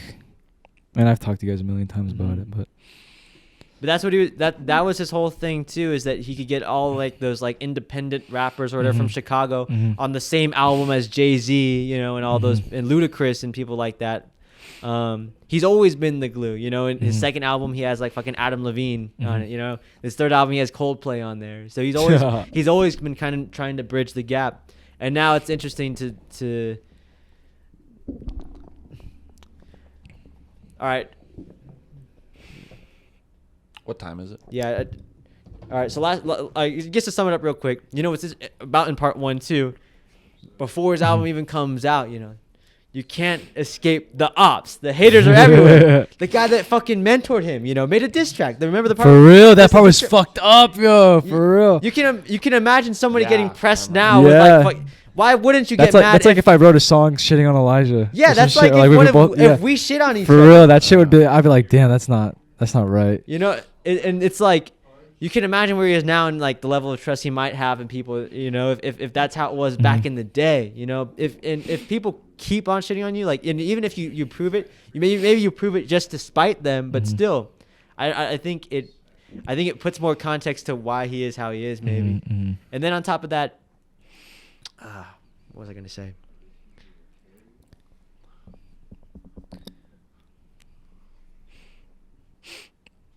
Was about Las Vegas, Chicago, independent rappers. Stem player Donda. That What's- thing looks cool. I got one. I Anthony gotta has show one. you. I'll show Okay. you. Has one, yeah. Are they expensive? It's $200. I got it as a gift though. So.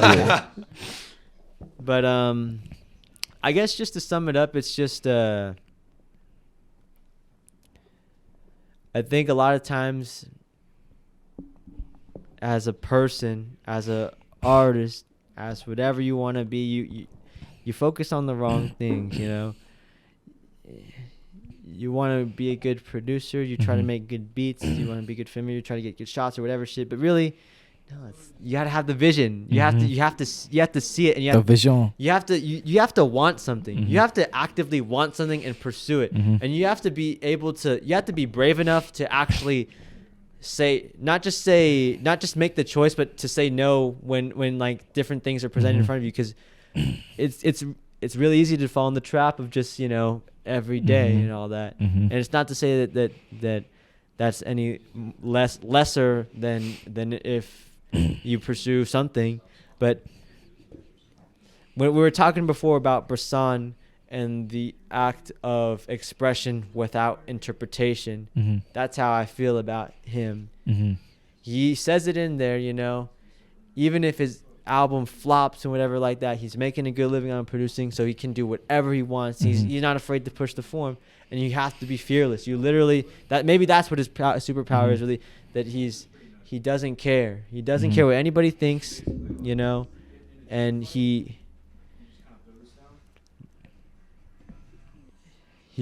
have to want stuff. You have to be a human. You have to have wants and needs. You have to be a little selfish in that regard, right? Because at the end of the day, that's how it is. Honestly, Mhm. you have to invest in yourself and figure it out. Everybody. Now I'm not even really talking about the film, but this is what it makes me. This is what I think about. You know, when Yeah. I think about him or his music and stuff like that. And regardless of it, because half the music might be just about getting some hot chick or having a lot of money or chain, but like in between all that stuff, it's pretty earnest in my opinion. Yeah, I agree. I agree. Thank you for getting me on the Kanye. Yeah, same. Hey, no, thanks for Thanks for going to see the movie. Thanks for giving I it a think chance. I want to fucking next Screen Tongue. I'd like to start it out because like I still want to talk more about it. I was Like, gonna say that's yeah, a good. and then you I can bring that up. you can be caught up on parts 2 and 3 Yeah, because like even like I want to talk about like Donna 2 and shit. Like there's just so much to talk about. that'll Like, be good to like do. it's more than just like a documentary. It's like I would like for me like I'll rate it right now. It's a I'm gonna give movement. it like a 9 out of 10. Like it's fucking like it's super impressive. All right, like- how much closer are you guys for voting for Kanye in 2024? Dude, I was gonna do it. I was gonna do it like in 2020, but it wasn't on the fucking ballot. So That's a wizard question. yeah, for real. All right, guys. Oh, recommendations. Let's talk Oh. about that though at the beginning next time. Yeah, for sure. I'll talk a little bit more about it. I know what I want to recommend. Start us off. Go All for right, it. you're right. So I had a few things juggling around Mm-hmm. in my head. Anthony got me a Blu-ray player. Yeah. The other day. Beautiful gift. Hype as fuck. I look so forward to using it. I went to Barnes and Noble just to get my Oh shit. a fuck Blu-ray. Yeah.